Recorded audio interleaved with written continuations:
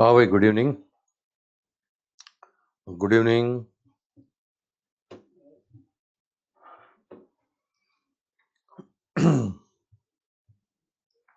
आज कितना एक्सटेंड करने का सोचा है तुम्हें पता ही नहीं लगेगा भाई। जितना करना हो कर दूंगा। आज सोचा है थर्मोडायनेमिक्स खत्म करूंगा। आज सोचा है थर्मोडायनेमिक्स खत्म करूंगा। हाँ भाई, गुड इवनिंग। Good evening.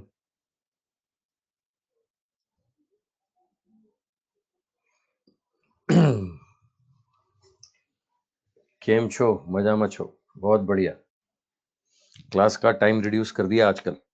1 घंटा 10 मिनट की क्लास कर दी है ना। क्लास का टाइम रिड्यूस हो चुका है, 1 घंटा 10 मिनट की क्लास हो चुकी है। क्यों हो गई मुझे नहीं पता। चलो भाई, थर्मोडायनेमिक प्रोसेस पढ़ रहे थे हम लोग। तो 3 प्रोसेस पढ़ चुके हैं अपन। आइसोमेट्रिक, आइसोथर्मल और आइसोबैरिक, 3 प्रोसेस हम लोग पढ़ चुके हैं। इन 3 प्रोसेस में जो जो पॉइंट हमने डिस्कस किए थे वो सारे पॉइंट यहाँ भी पढ़ने। इन 3 प्रोसेस में मैंने आपको बताया था साहब, किसी प्रोसेस में हीट कितनी होती है, वर्क डन कितना होता है, चेंज इन इंटेंसिटी कितनी होती है, स्पेसिफिक हीट क्या होती है, वॉल्यूम इलास्टिसिटी कोफिशिएंट क्या होता है। इन सभी प्रोसेस में मैंने आपको बताया था पीवी कर्व कैसा बनता है, स्लोप क्या होगा, आइसोथर्म वॉल्यूम इलास्टिसिटी कोफिशिएंट कितना होगा, है ना। सारे पॉइंट्स, छोटे छोटे पॉइंट, एग्जांपल क्या होंगे, वो सारे पॉइंट मैंने आपको बताए थे। ठीक है, अब एक प्रोसेस बचा था अपना, एडियाबेटिक प्रोसेस। इसी को बोलते हैं आइसोएंट्रोपिक प्रोसेस। ठीक है, आइसोएंट्रोपिक क्यों बोलते हैं? क्योंकि जहां एंट्रोपी कांस्टेंट होती है ना, वहां हीट एक्सचेंज नहीं होती। और एडियाबेटिक प्रोसेस ये है कि जिसमें हीट एक्सचेंज ना होगा। ठीक है, अब 3 प्रोसेस तो हम पढ़ चुके थे, अब एडियाबेटिक के बारे में यही बातें हम करने वाले हैं। तो एडियाबेटिक के बारे में सबसे पहली बात बताऊं कि साहब, यहाँ कोई हीट एक्सचेंज नहीं होना चाहिए। अच्छा, एजम्पशन बता चुका हूँ इसका। आइसोथर्मल के साथ साथ में एडियाबेटिक का एजम्पशन भी बता चुका हूँ। कंटेनर कैसा होना चाहिए? आइसोथर्मल में कंटेनर कैसा होना चाहिए, बोलो। आइसोथर्मल में कंटेनर कैसा? परफेक्ट। आइसोथर्मल में परफेक्टली कंडक्टिंग। आइसोथर्मल, आइसोथर्मल मैं पिछला पूछ रहा हूँ। आइसोथर्मल में परफेक्टली कंडक्टिंग, और साथ में प्रोसेस होना चाहिए स्लो।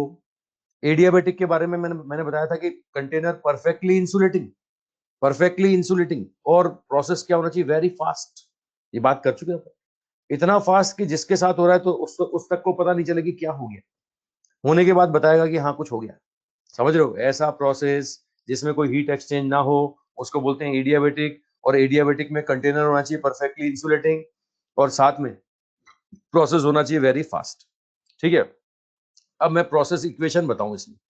प्रोसेस मैं आपको बताऊं, देखो, जब आइसोथर्मल बोलते थे ना, टेम्परेचर कांस्टेंट होता था, तो pressure is inversely proportional to volume.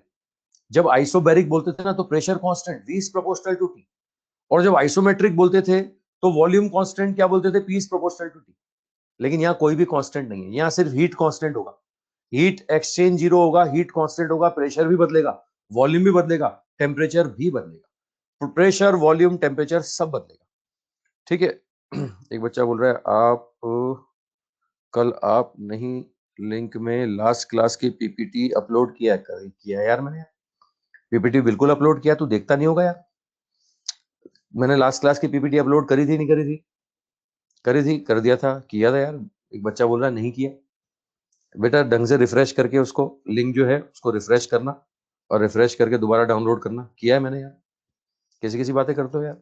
पढ़ते पढ़ाते मेरा ध्यान चला गया, मैंने कहा ये क्या हो रहा है, मैंने पीपीटी अपलोड नहीं की है। चलो, बच्चे बोल रहे हैं किया था, किया था। सारे बच्चे बोल रहे हैं किया था, रिफ्रेश कर लेना, है ना। चलो आ जाओ। तो भैया यहाँ पर प्रेशर भी बदलेगा, वॉल्यूम भी बदलेगा, टेम्परेचर भी बदलेगा।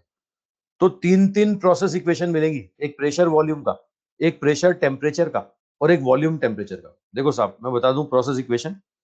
एक मिलेगा प्रेशर वॉल्यूम का, पीवी की पावर गामा बराबर कांस्टेंट। एक टेम्परेचर वॉल्यूम का, तो टीवी की पावर गामा बराबर कांस्टेंट। एक टेम्परेचर और प्रेशर का, तो टी की पावर गामा, पी की पावर 1 माइनस गामा बराबर कांस्टेंट। या इसको ऐसे भी बोलते हैं, P is proportional to T की power gamma upon gamma minus 1। है ना। ये 3 प्रोसेस इक्वेशन है साहब। मैं देखो, एक याद कर लो, इसमें पहला पहला याद कर लो, बाकी बनाना मैं सिखा देता हूँ। आप पहला पहला याद कर लो, ये प्रेशर और वॉल्यूम का, पीवी की पावर गामा बराबर कांस्टेंट। अच्छा, गामा क्या है बता चुका हूं आपको। गामा स्पेसिफिक हीट रेशियो, है ना। गामा की बात अपन बड़े डिटेल से कर चुके हैं। हम तो गामा मिक्सचर तक निकाल चुके हैं। Gamma specific heat ratio. अच्छा चलो बता दो, फटाफट बता दो, मोनो एटॉमिक का गामा कितना? जल्दी बताओ, मोनोएटॉमिक का गामा कितना? मोनोएटॉमिक का गामा 1.67 5/3। डायटोमिक का गामा, डायटोमिक डायटोमिक 7/5 1.4। अच्छा ट्राइटोमिक, ट्राइटोमिक में कुछ नहीं बोले तो नॉन लीनियर मानते हैं, कुछ नहीं बोले तो नॉन लीनियर है ना। दो दो आंसर आते हैं, लीनियर का अलग, नॉन लीनियर का अलग। बात कर चुके हैं अपन। चलो आ जाओ, अब मुझे रिलेशन चाहिए टी और वी के बीच में, टी और वी के बीच में रिलेशन चाहिए।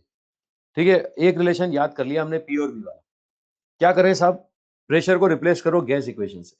पी बराबर क्या बोलेंगे, mu R T upon V, है ना। ये प्रेशर को रिप्लेस कर दो गैस इक्वेशन से, तो भैया ये प्रेशर को टेम्परेचर की फॉर्म में रिप्लेस करेंगे, आंसर आ जाएगा। यहां से आता है proportional to T upon V, ये टी अपॉन वी, वी की पावर गामा बराबर कांस्टेंट। क्या बनेगा साहब, देख सकते हो, टी वी की पावर गामा -1 बराबर कांस्टेंट, टी वी की पावर गामा -1 बराबर कांस्टेंट। अगर ये तीनों याद रख सकते हो तो बहुत बढ़िया, और नहीं रख सकते हो तो तरीका बता दिया मैंने। एक याद कर लो पी और वी वाला, और पी और वी वाला आसानी से याद रहेगा, क्योंकि आइसोथर्मल में हमको पता है पीवी का प्रोडक्ट कांस्टेंट, यहाँ पीवी की पावर गामा कांस्टेंट। अच्छा अब बोलता है साहब अपने को रिलेशन चाहिए पी और टी का, पी और टी का रिलेशन चाहिए, तो भैया क्या करें, वॉल्यूम को रिप्लेस करो। V इज प्रोपोर्शनल टू बोलेंगे T upon P, V is proportional to T upon P। तो आप देखो ये T अपॉन P की पावर गामा बराबर कांस्टेंट, क्या बना, ये बना T की power gamma proportional to P की पावर गामा -1। तो मैंने बताया ना, देखो P is proportional to T की पावर गामा अपॉन गामा -1 बन गया। ये P और T का रिलेशन आ गया, मतलब ये बनाना सिखा दिया मैंने। अगर तीनों याद रख सकते हो तो बहुत बढ़िया है, और नहीं रख सकते हो तो ये भैया एक याद कर लो पी और वी वाला। इसी से मैंने प्रेशर को रिप्लेस किया तो टी और वी का रिलेशन बन गया, टेम्परेचर को रिप्लेस किया तो वॉल्यूम को रिप्लेस किया तो पी और टी का रिलेशन बन गया। ठीक है, एक और आता है प्रेशर और डेंसिटी का, एक आता है प्रेशर और डेंसिटी, है ना, relation between pressure and density, P and rho. अब प्रेशर डेंसिटी का रिलेशन बनाए तो ये था पी वी की पावर गामा बराबर कांस्टेंट, वॉल्यूम को लिख रहा हूं मैं mass divide by density, volume को लिख रहा हूँ मास डिवाइड बाय डेंसिटी, तो क्या बन गया, ये बन गया साहब P इज प्रोपोर्शनल टू, ये बन गया P इज प्रोपोर्शनल टू रो की पावर गामा, ये बनेगा P इज प्रोपोर्शनल टू रो की पावर गामा। ये साहब एडियाबेटिक प्रोसेस के लिए बनाया मैंने। अच्छा मैं आइसोथर्मल के लिए बना दूं, लगे हाथ में आइसोथर्मल ही बना दूं, है ना। ये देखो आइसोथर्मल प्रोसेस के लिए, आइसोथर्मल अगर प्रोसेस बोलता है तो प्रेशर और डेंसिटी का रिलेशन ये होगा पीवी बराबर कांस्टेंट, वॉल्यूम होगा मास डिवाइड बाय डेंसिटी। तो आप देखो क्या बोलोगे, पी इज प्रोपोर्शनल टू रो बोलोगे, है ना। ये किसके लिए, ये आइसोथर्मल प्रोसेस, मतलब स्लो प्रोसेस। क्वेश्चन आया हुआ है एक बार कि भैया धीरे धीरे धीरे धीरे अगर एक्सपेंशन करते हैं तो प्रेशर प्रेशर का रेशो पूछा था वहां पर, तो भैया ये लोगे पी इज प्रोपोर्शनल टू रो। और अगर फास्ट करोगे तो क्या लोगे, पी इज प्रोपोर्शनल टू रो की पावर गामा, है ना। ये अगर याद रख सकते हो तो बहुत बढ़िया, नहीं तो रिलेशन बनाना मैंने सिखा दिया। पी और वी का रिलेशन, पी और टी का रिलेशन, वी और टी का रिलेशन, ये प्रोसेस इक्वेशन बन गई, ये प्रेशर और डेंसिटी की रिलेशन। मैं आपको बता दूं अपने एआईपीएमटी में आज तक अगर थर्मोडायनेमिक प्रोसेस से सबसे ज्यादा जो क्वेश्चन आया ना, वो यहीं से आए, प्रोसेस इक्वेशन से, फॉर्मूला बेस्ड क्वेश्चन। फॉर्मूला याद हो और सॉल्व करना आता हो, अपने ऐसे ही आते हैं यार, मैं रोज तुम्हें एक बार याद दिलाता हूँ, है ना। कितना ही कठिन से कठिन पेपर क्यों ना आया हो, 45 में से 35 क्वेश्चन ऐसे ही आते हैं, हर साल आते हैं। वो 35 छांटने पड़ते हैं, ऐसा जमे जमाए नहीं आते। ऐसा नहीं कि लाइन से जमा के देता हो कि साहब ये पहले 35 आसान होंगे, ये पहले कर लो, है ना। ये छांटने पड़ते हैं, मिक्स आते हैं क्वेश्चन। तो फिजिक्स के पेपर को सॉल्व करने का सबसे बढ़िया अप्रोच बता रहा हूँ तुम्हें कि पहले 10 मिनट खर्च करो फिजिक्स के पेपर में, पहले 10 मिनट में ऐसे ऐसे 35 क्वेश्चन छांटो, है ना। फिजिक्स के पेपर को सॉल्व करने का तरीका बता रहा हूँ साहब, 45 में से 35 क्वेश्चन बड़े आसान होंगे, तो पहले ऐसे 35 छांट लो, उसके लिए 10 मिनट खर्च करने पड़ेंगे। अच्छा 10 मिनट खर्च करोगे ना तो ऐसे 35 पे निशान लगा लो कि यार ये फॉर्मुला बेस्ड है, ये क्वेश्चन अपन पहले करेंगे, और देखते देखते 2-3 क्वेश्चन तो तुम वैसे ही कर दोगे, कि तुम्हें देखते ही आंसर याद आ जाएंगे, रास्ते में ही आंसर आ जाएंगे क्वेश्चन चेक करते करते। अब 10 मिनट में तुम 3 क्वेश्चन कर चुके हो और छांट चुके हो कि कौन से 35 पहले करने, उन्हीं 35 को पहले करोगे तो एक्यूरेसी भी आएगी, गलती की संभावना भी कम होगी, है ना। और मान लिया चलो 45 मिनट में वो 35 क्वेश्चन कर लिए, है ना, मान लिया 50 मिनट में वो 35 क्वेश्चन हो गए, तो मन में कॉन्फिडेंस आया था कि यार 35 क्वेश्चन फिजिक्स में हो गए, है ना। इतनी तो अपन ने उम्मीद ही नहीं की थी, अपन तो 30 क्वेश्चन सोच रहे थे, है ना। बच्चे गणित लगाते हैं कि बायो में ले आएंगे 310, है ना, केमिस्ट्री में 150 क्वेश्चन सही कर लेंगे, फिजिक्स में 30 कर लेंगे, हो जाएगा 600, है ना, तो उन्हें गड़बड़ हो जाएगी भाई, अब जो पेपर आ रहा है ना उसमें 30 क्वेश्चन से काम नहीं चलेगा, 35-40 के बीच में स्कोर करना पड़ेगा फिजिक्स में भी, और कर सकते हो, बड़ी आसानी से कर सकते हो, मैं रोज याद दिलाता हूँ तुम्हें, आराम से कर सकते हो। ठीक है, क्योंकि कितने कठिन से कठिन पेपर हो, 45 में से 35 क्वेश्चन ऐसे ही आने हैं, फॉर्मुला बेस्ड आने हैं, फॉर्मुला बेस्ड आने हैं बस। क्या साइकोलॉजी होती है थोड़ी फिजिक्स की, बच्चों को थोड़ी सी साइकोलॉजी दिमाग में बैठी होती है ना। और कई बार क्या एग्जाम के प्रेशर में भाषा ही समझ में नहीं आती, लैंग्वेज ही समझ में नहीं आती। ठीक है, चलो आओ साहब, तो मैं इन पर क्वेश्चन करा दूं थोड़ा सा, एक क्वेश्चन इस पर करा दूं साहब, एग्जाम में आया हुआ। ये बोला इन एडियाबेटिक प्रोसेस, क्वेश्चन देखना, इन adiabatic process P is proportional to T की पावर 3, ऐसा दिया हुआ है साहब, प्रेशर और टेम्परेचर का रिलेशन दिया हुआ है ना। तो बोल रहा है साहब स्पेसिफिक हीट रेशियो बताइए, है ना, बोल रहा है गामा बताइए, then find out specific heat ratio, gamma बताइए, गामा, गामा पूछ रहा है आपसे, गामा कितना होगा। ठीक है, तो भैया रिलेशन पता है तो देखते बता दोगे, और नहीं पता है तो रिलेशन बना लो। अबे सारे रिलेशन बने बनाए थोड़ी मिलते हैं, मेहनत करनी पड़ती है थोड़ी सी, है ना।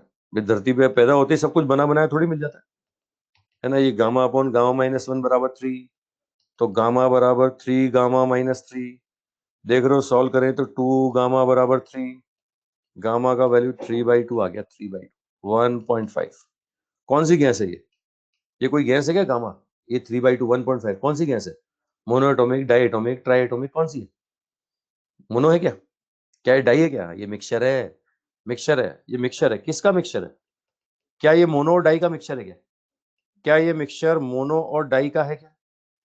मोनो और डाई का है? मैं ऑप्शन देता हूं, ये मोनो और ट्राई, मैं ऑप्शन देता हूं साहब यहाँ पर डाई और ट्राई, बोलो कौन सा आंसर हो सकता है? Mono di, mono tri, di और ट्राई, बोलो कौन सा? ठीक है, गामा मिक्सचर के आंसर तुम्हें पता है मैक्स और मिनिमम के बीच में आते थे। अब मोनो का आंसर 1.67, डाई का 1.4 बीच में, ये हो सकता है ना। मोनो और ट्राई ये भी हो सकता है, लेकिन डाई और ट्राई नहीं हो सकता, ड्राई और ट्राई नहीं हो सकता, क्योंकि डाई का 1.4 और ट्राई का तो उससे भी कम, ट्राई का तो उससे भी कम, और तुम्हें पता है कि ये तो 1.5 आ रहा है, ये तो 1.5 आ रहा है, तो आंसर मोनो डाई भी हो सकता है, मोनो ट्राई भी हो सकता है, ये डाई और ट्राई नहीं हो सकता, डाई और ट्राई नहीं हो सकता, समझ लो ना, क्योंकि आंसर मैक्सिमम से, मिक्सचर के आंसर मैक्सिमम से ज्यादा नहीं आ सकते। चलो एक और क्वेश्चन लो, एक क्वेश्चन और लो, प्रोसेस इक्वेशन पर क्वेश्चन लो।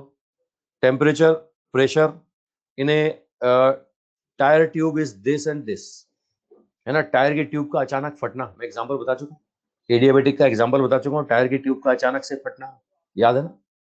ठीक है, एक बच्चा पूछ रहा है sir gamma upon gamma minus 1 कैसे आया? तो भाई ये पिछले पेज पे तू सो रहा था क्या जब बता रहा था मैं? ये देख, ये देख, ये देख, इधर देख, ये पिछले पेज पे जब बताया तब मैं, तुम सो रहे थे क्या? है ना प्रियांशु बेटा, इधर देखो, ये जब मैंने बताया तब तुम सो रहे थे या लेट ज्वाइन कर रहे थे?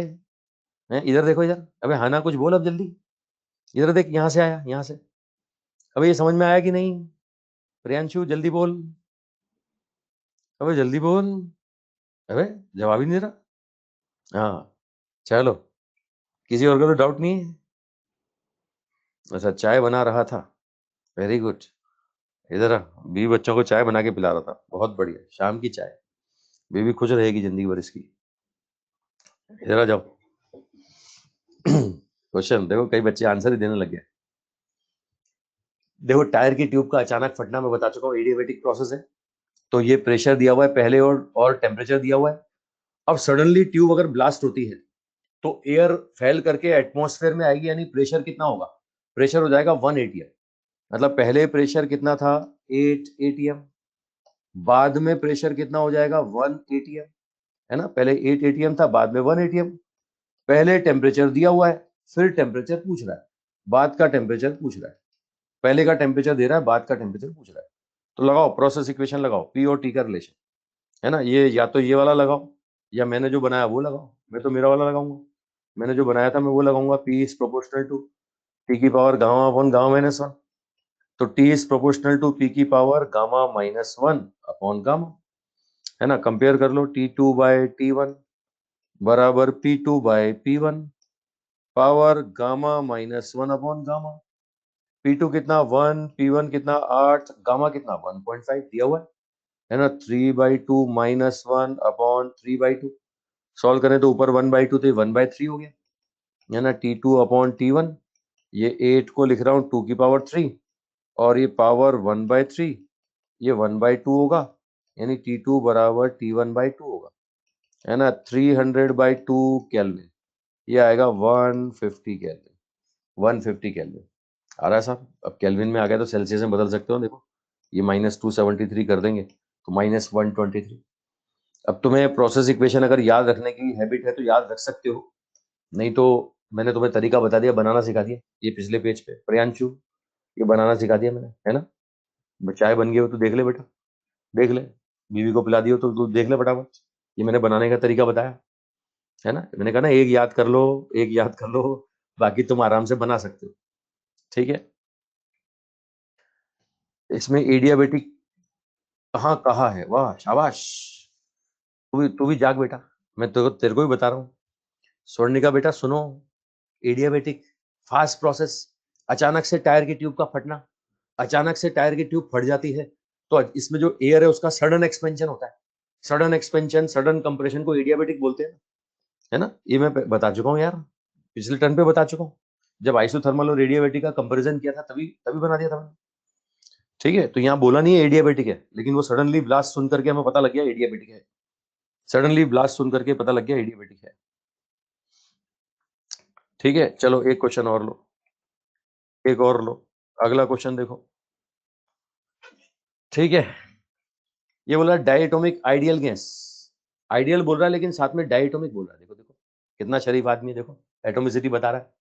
अच्छा एटोमिसिटी नहीं बताता तो हम क्या मानते, एटोमिसिटी नहीं बताता तो क्या मानते, जल्दी बोलो, एटोमिसिटी नहीं बता, हाँ मोनो एटोमिक मानते, ठीक है। अब बोल रहा है कंप्रेस्ड एडियाबेटिकली, देखो और शराफत देखो इस बेचारे गरीब की, तुम्हें बता रहा है एडियाबेटिक है, बता रहा है एडियाबेटिक है, बोल रहा है 1/32 टाइम्स ऑफ इनिशियल वॉल्यूम कर दिया अपन ने, 1/32 टाइम्स ऑफ इनिशियल वॉल्यूम। अब इनिशियल टेम्परेचर बोल रहा है T1 है, तो फाइनल टेम्परेचर बोल रहा है A टाइम्स ऑफ T1 है ना, ये T2 बराबर A टाइम्स ऑफ T1, तो बोल रहा है A का वैल्यू बताइए, A का वैल्यू, रिलेशन चाहिए T और V के बीच में, T और V का रिलेशन आपको पता है, ये T1 V1 की पावर गामा-1 बराबर T2 V2 की पावर गामा-1, अगर ये याद है तो बहुत बढ़िया, नहीं तो बनाना सिखाया मैंने, है ना, पिछले पेज पे बनाना सिखाया मैंने प्रियांशु, मैंने बनाना बताया, है ना। अब इसमें डाटा रखो, डाटा रखो, T1 तो T1 रखूंगा, V1 को V रखूंगा, वो T2 को रखूंगा A T1 और V2 को कितना रखेंगे साहब, ये V/32, है ना। अच्छा ये पावर गामा-1, गामा-1 और गामा कितना है 7/5, डायटोमिक बोला ना इसने डायटोमिक बोला, डायटोमिक का गामा 7/5, 7/5 -1। अब सॉल्व करते हैं तो साहब ये क्या बनेगा, देखो तो T1 से T1 कैंसिल, V की पावर गामा-1 से V की पावर गामा-1 कैंसिल, इधर 1 बच रहा है, ये A, नीचे 32, 32 तो ये 7/5 -1, तो A बराबर 32 हो गया 2 की पावर 5 और ये हो गया 2/5, ये 2 की पावर 2 हो गया, 2 की पावर 2 का मतलब 4 हो गया, 4, 2 की पावर 2 का मतलब 4 हो गया, आ रहा है, ठीक है। A बराबर आ गया 4, A बराबर 4, कंसेप्ट पकड़ में आया भाई, कर लोगे प्रोसेस इक्वेशन, है ना। मैं कह रहा हूँ ना एपीएमटी में सबसे ज्यादा बार क्वेश्चन इसी से आए, प्रोसेस इक्वेशन से।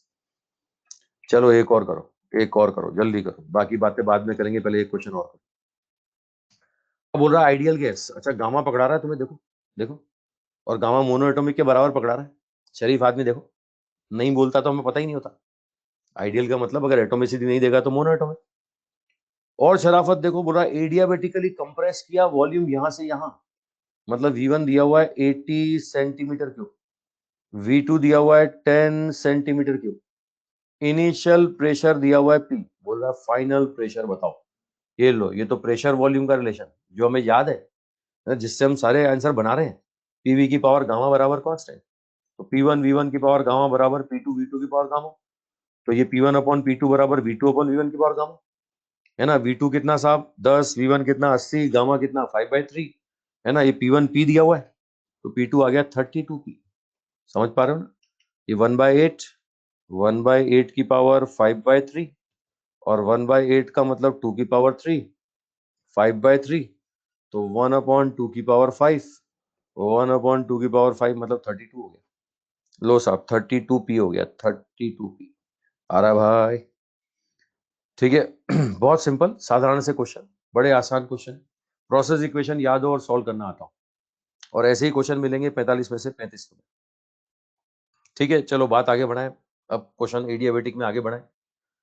तो एडियाबेटिक में तुम्हें बताया मैंने हीट एक्सचेंज जीरो है ना। फर्स्ट लॉ ऑफ थर्मोडायनेमिक्स लगाते हैं तो Q बराबर W प्लस डेल यू बोलोगे ना।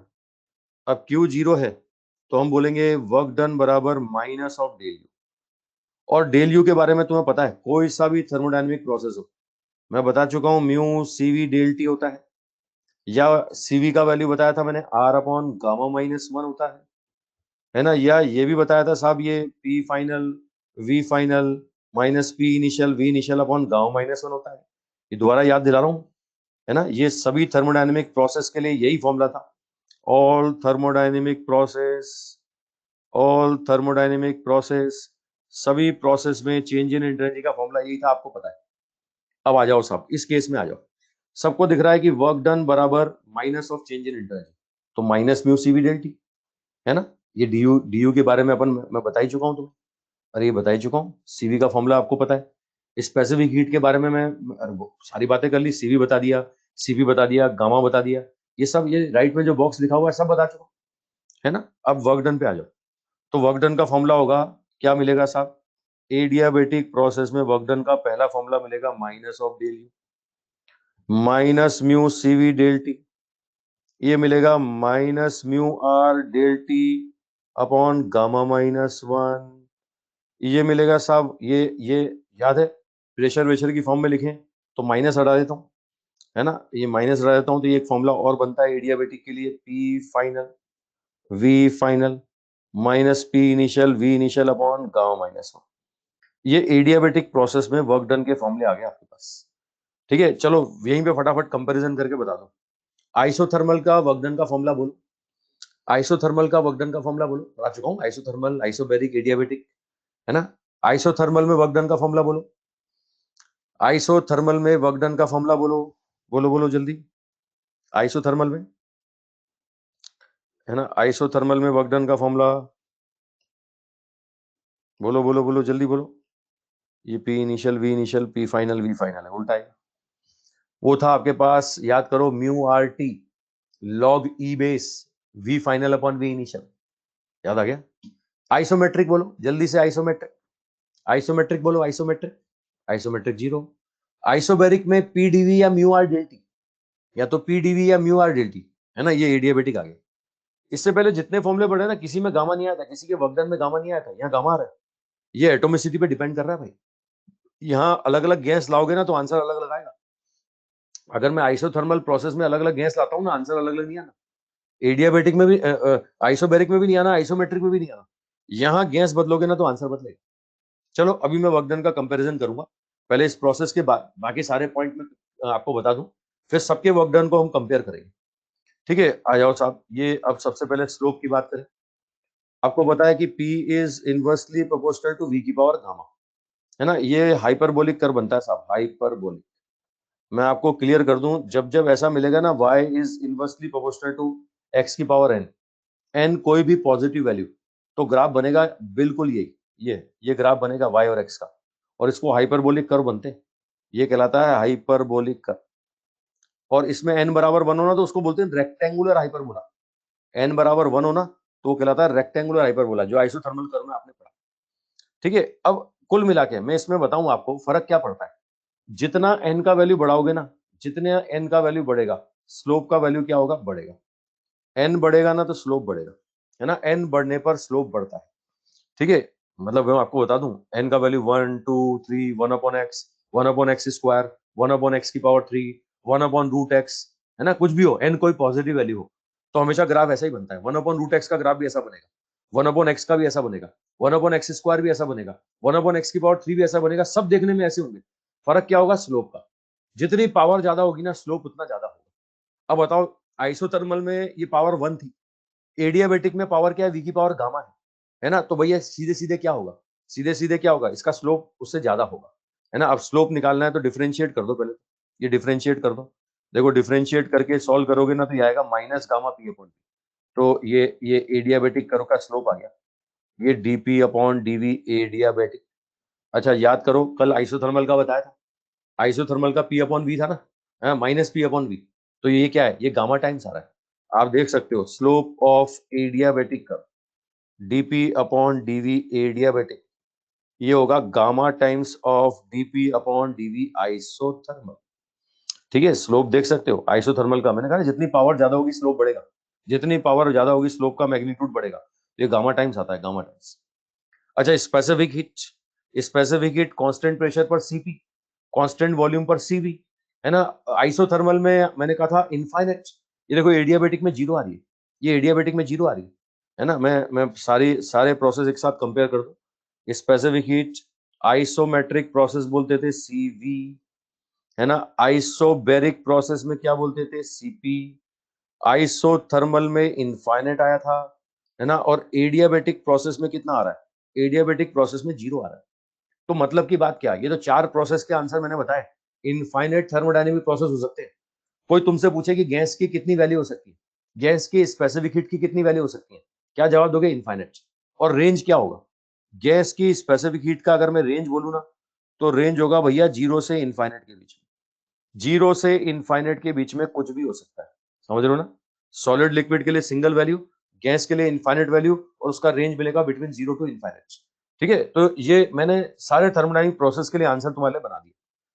ठीक है, अच्छा अब एक निकालते थे अपन वो, ये एग्जांपल पहले बता चुका हूँ, दोबारा बता रहा हूँ कि कंटेनर परफेक्टली इंसुलेटिंग होना चाहिए और प्रोसेस कैसा होना चाहिए, फास्ट और सडन, है ना। एग्जांपल बताया मैंने, ये एक एग्जांपल तो तुम बचपन से पढ़ते आ रहे हो, साउंड का propagation gases medium, propagation of sound in gases medium.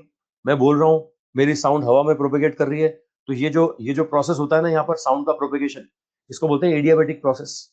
अगर आपको थोड़ा सा वहां का याद आता हो, तो लाप्लास करेक्शन था, न्यूटन ने बोला था आइसोथर्मल है, लाप्लास बोल के गया था नहीं एडियाबेटिक है। और एक पूरी फिजिक्स में एक ही जगह ऐसी जहां न्यूटन गलत है, ये पूरी फिजिक्स में एक ही जगह ऐसी जहां न्यूटन गलत है कि न्यूटन ने बोला आइसोथर्मल प्रोसेस होगा, जबकि निकला क्या, निकला एडियाबेटिक। तो साउंड का प्रोपेगेशन गैसेस मीडियम में एडियाबेटिक प्रोसेस है। ये सडनली ब्लास्टिंग ए ट्यूब, है ना। अब एडियाबेटिक एक्सपेंशन का मतलब एडियाबेटिक कूलिंग होता है, मैं कल ही बता चुका हूं। एडियाबेटिक एक्सपेंशन मतलब एडियाबेटिक कूलिंग, ये बात कर चुके हैं अपन। और एडियाबेटिक कंप्रेशन का मतलब एडियाबेटिक हीटिंग, समझ पा रहे हो ना साहब।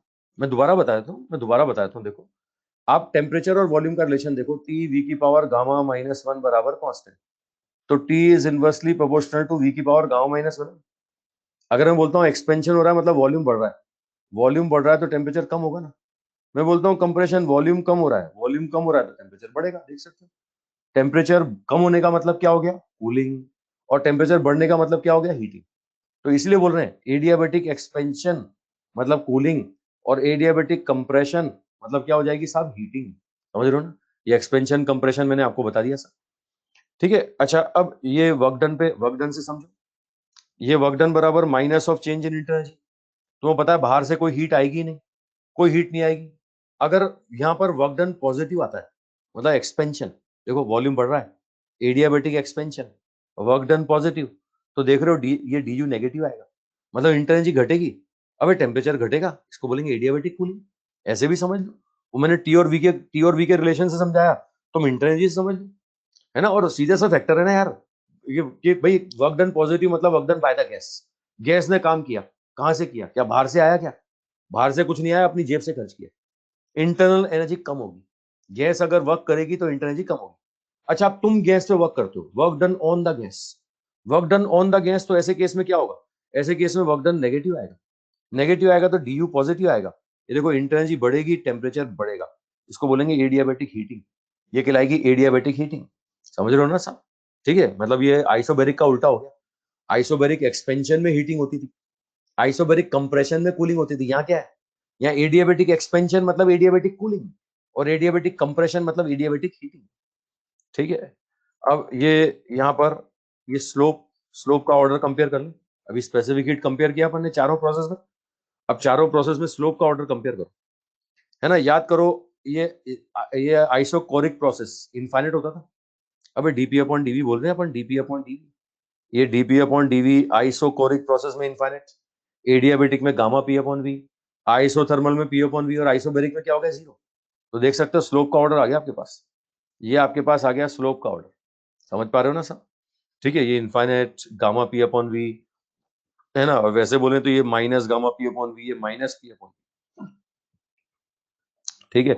ये एडियाबेटिक का तो बता ही दिया मैंने, एडियाबेटिक का slope gamma times of isothermal, gamma times of isothermal, है ना, ये बात कर ही लिया अपन ने। चलो अब ये यहाँ पर वॉल्यूम इलास्टिसिटी कोएफिशिएंट, एक मिनट चलो, इसका नहीं बताया ना, इसका इसका भी तो बता दूं यार पहले, रुको रुको रुको। के का वैल्यू बताओ जल्दी से, के वॉल्यूम इलास्टिसिटी कोएफिशिएंट या बल्क मॉडुलस ऑफ इलास्टिसिटी, मैंने फॉर्मूला बना के दिया था minus V into slope, slope of PV का कल बनाया था फॉर्मूला, कल 3 प्रोसेस के आंसर भी निकाले थे हमने, है ना। अगर मैं बोलूं के आइसोबैरिक, तो के आइसोबैरिक मतलब minus V dP upon dV isobaric, ये आइसोबैरिक का स्लोप 0 है तो 0 आएगा। के आइसोमेट्रिक, आइसोमेट्रिक तो minus V dP upon dV isometric, कितना मिलेगा? इनफाइनाइट मिलेगा, है ना। अगर मैं आपसे बोलूं कि यहाँ पर के आइसोबैरिक हो गया, आइसोमेट्रिक हो गया, आइसोथर्मल भी कल बता दिया था, तो आइसोथर्मल में डीपी अपॉन डीवी कितना मिलेगा? कितना मिलेगा? ये मिल जाएगा साहब पी के बराबर, A minus gamma P upon V, तो पी। ये एडियाबेटिक, एडियाबेटिक का बताओ साहब, ये एडियाबेटिक में स्लोप कितना आया? Minus gamma P upon V, तो देख रहे हो माइनस माइनस प्लस, वी से वी कैंसिल, ये गामा पी आ रहा है गामा पी। ये चारों प्रोसेस के लिए मैंने आपके सामने निकाल दिया वॉल्यूम इलास्टिसिटी कोएफिशिएंट, है ना, ये वॉल्यूम इलास्टिसिटी कोएफिशिएंट, ये स्लोप आ गया, है ना। अच्छा, स्पेसिफिक हीट का ऑर्डर भी अभी निकाल दिया था मैंने, स्पेसिफिक हीट भी, सारे पैरामीटर कंपेयर कर रहा हूँ, हर प्रोसेस में पैरामीटर अलग अलग आते हैं। अच्छा रुको, अब मैंने एक बताया था तुम्हें गामा, याद है गामा? है कौन सा गामा? स्पेसिफिक हीट रेशियो वाला गामा नहीं, वो थर्मल एक्सपेंशन जब पढ़ा था, याद करो, थर्मल एक्सपेंशन, है ना, volume expansion coefficient, volume expansion coefficient, क्योंकि तुम्हें बताया था ना गैसों और लिक्विड पर कुछ भी करोगे तो वॉल्यूम में चेंज आएगा, अगर टेम्परेचर से डिफॉर्मेशन लाओगे तो वॉल्यूम में चेंज आएगा। तो मैंने गामा में सॉलिड का निकाल दिया था, है ना, लिक्विड का ही बता दिया था, गैस का नहीं बताया था। मैंने कहा था गैस के लिए वही बताऊंगा वही, क्योंकि हर प्रोसेस में आंसर अलग अलग आता है। याद करो गामा क्या था? गामा था साहब fractional change in volume corresponding to unit change in temperature, याद आ रहा है? Fractional change in volume corresponding to unit change in temperature, वो अल्फा बीटा गामा, याद है? ठीक है, ये volume expansion coefficient, volume expansion coefficient, ठीक है। अब चलो इसकी वैल्यू निकालो, अलग अलग प्रोसेस के लिए इसकी वैल्यू निकालो। सबसे पहले मैं बोलता हूं आइसोमेट्रिक प्रोसेस, भैया 0 आ जाएगा, 0, है ना, आइसोमेट्रिक प्रोसेस, ये वॉल्यूम कांस्टेंट तो गामा 0 आ जाएगा। अगर मैं बोलता हूं आइसोबैरिक, तो तुम्हें पता है आइसोबैरिक में प्रेशर कांस्टेंट है, V is proportional to T है, तो हम डेल V अपॉन वी क्या बोलेंगे? ये बोलेंगे डेल T अपॉन टी, तो आंसर क्या बनेगा? Del V upon V del T बराबर 1 अपॉन टी बन जाएगा, 1 अपॉन टी, है ना। ये आइसोबैरिक प्रोसेस बोल रहा हूँ, आइसोबैरिक, है ना। आइसोबैरिक के लिए देखो आंसर क्या बन रहा है, आइसोबैरिक के लिए आंसर बन रहा है 1 अपॉन टी। ये स्टेप समझ में आ रहा है सबको? अरे आइसोबैरिक स्टेप समझ में आ रहा है सबको?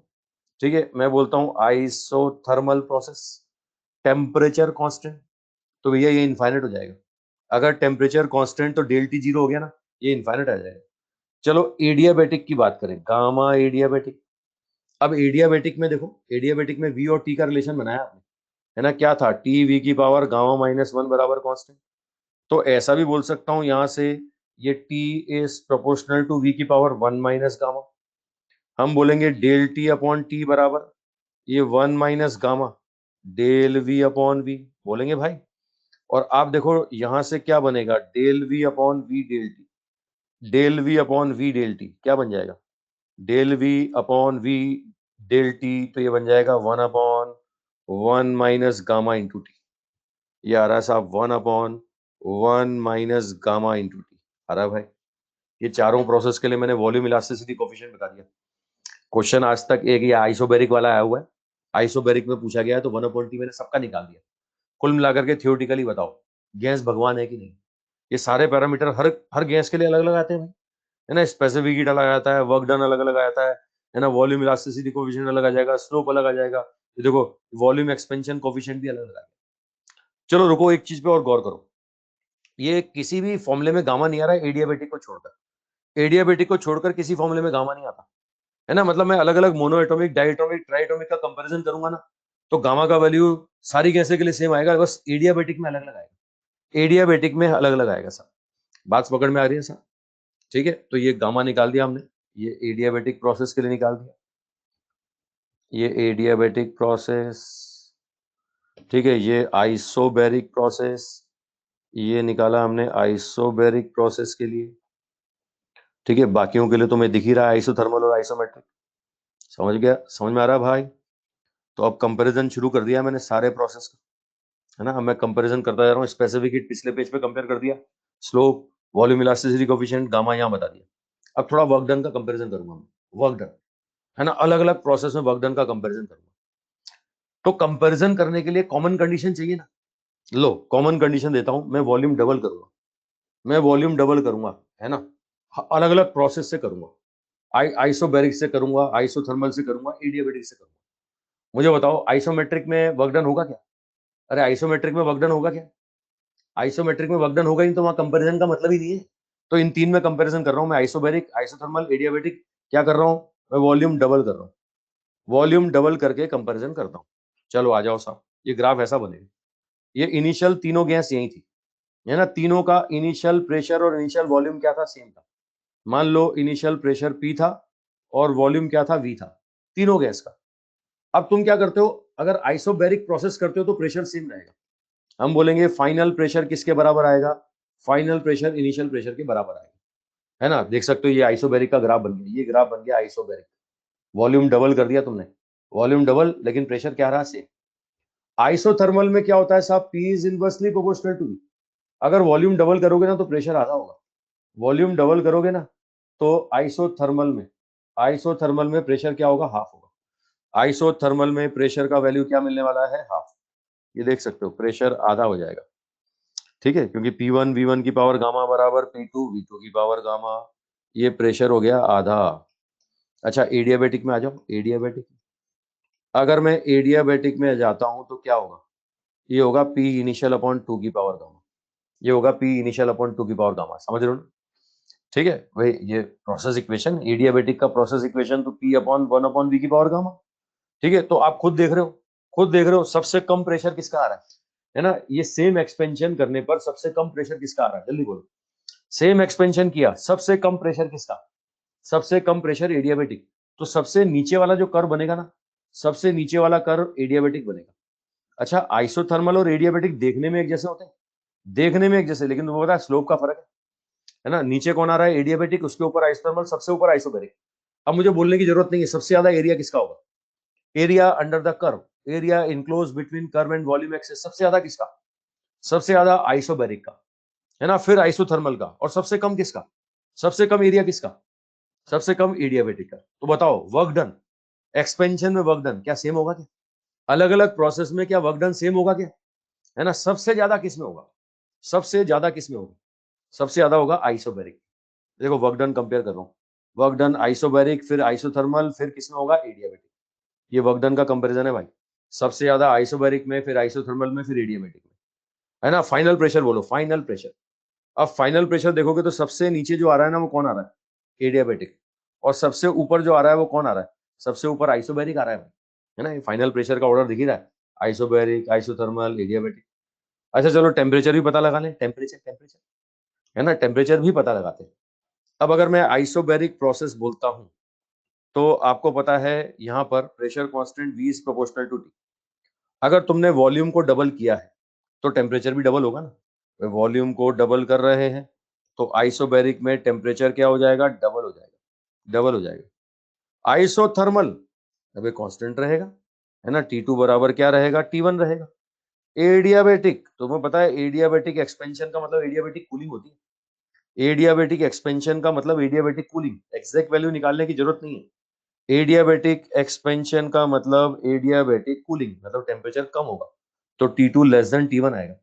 खुद ही देख के बताओ, सबसे ज्यादा किस में आया? आइसोबैरिक में, है ना, फिर किस में आया? आइसोथर्मल में, और सबसे कम एडियाबेटिक, है ना। ये फाइनल टेम्परेचर का ऑर्डर बताया मैंने, ये वर्क डन का ऑर्डर बताया कि सबसे ज्यादा काम आइसोबैरिक, फिर आइसोथर्मल, फिर एडियाबेटिक, है ना। और फाइनल टेम्परेचर बोले तो आइसोबैरिक में सबसे ज्यादा, आइसोथर्मल में उससे कम और एडियाबेटिक में सबसे कम।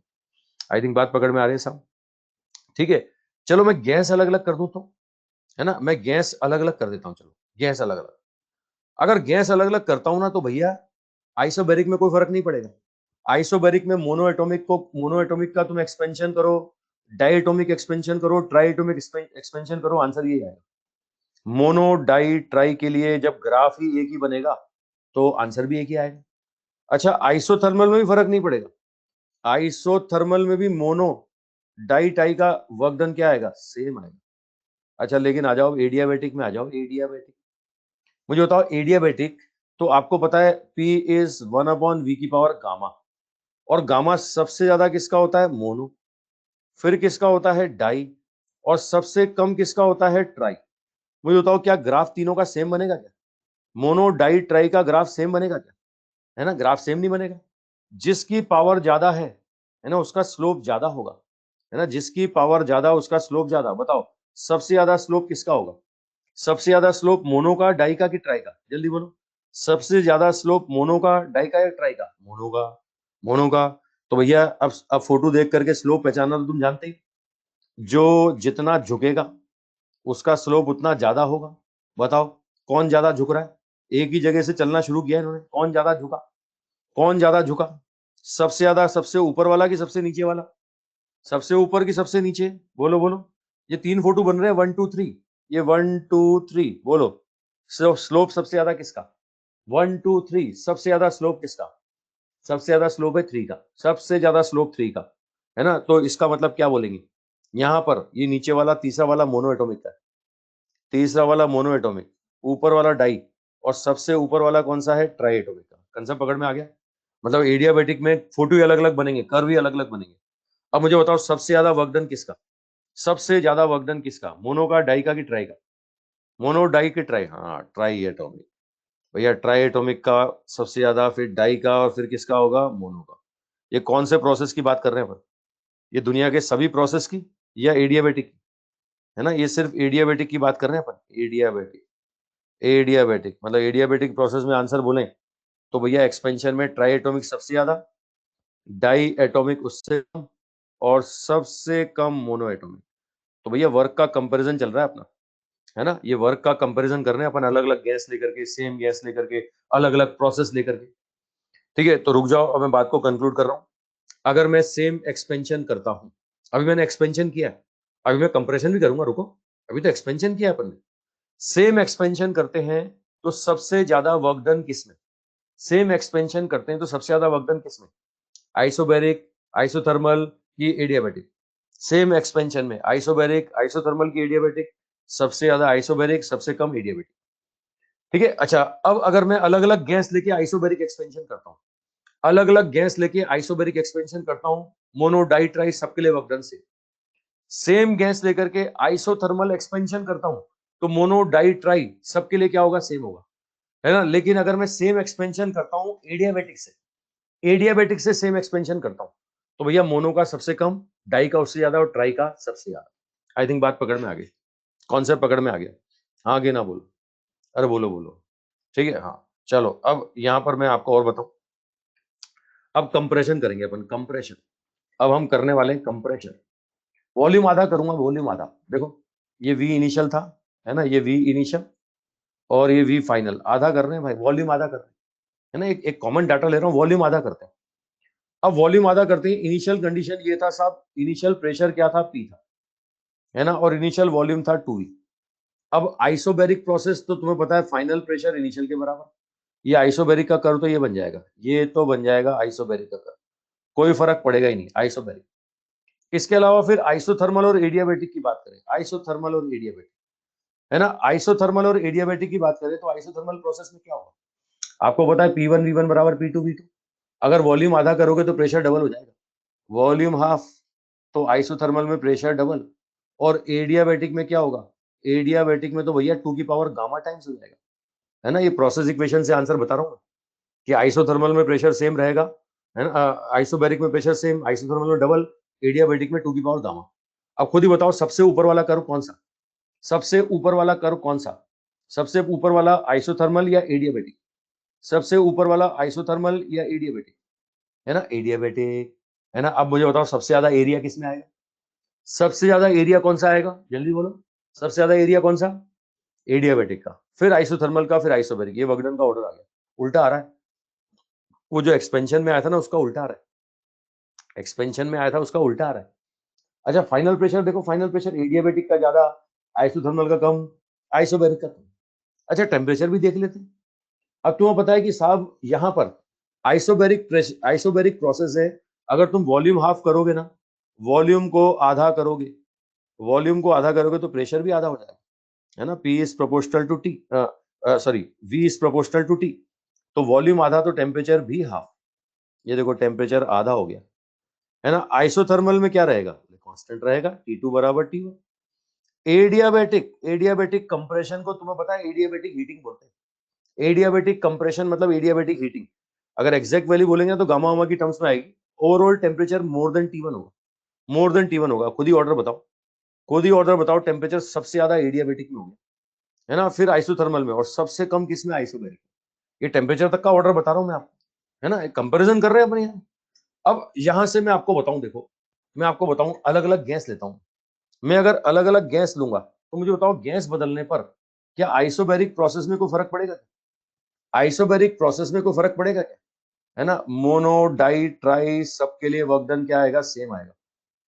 क्योंकि यार प्रेशर कांस्टेंट तो ग्राफ तो यही बनेगा ना सबका, है ना। मैं आइसोथर्मल बोलूं तो भी भैया कोई फर्क नहीं पड़ता।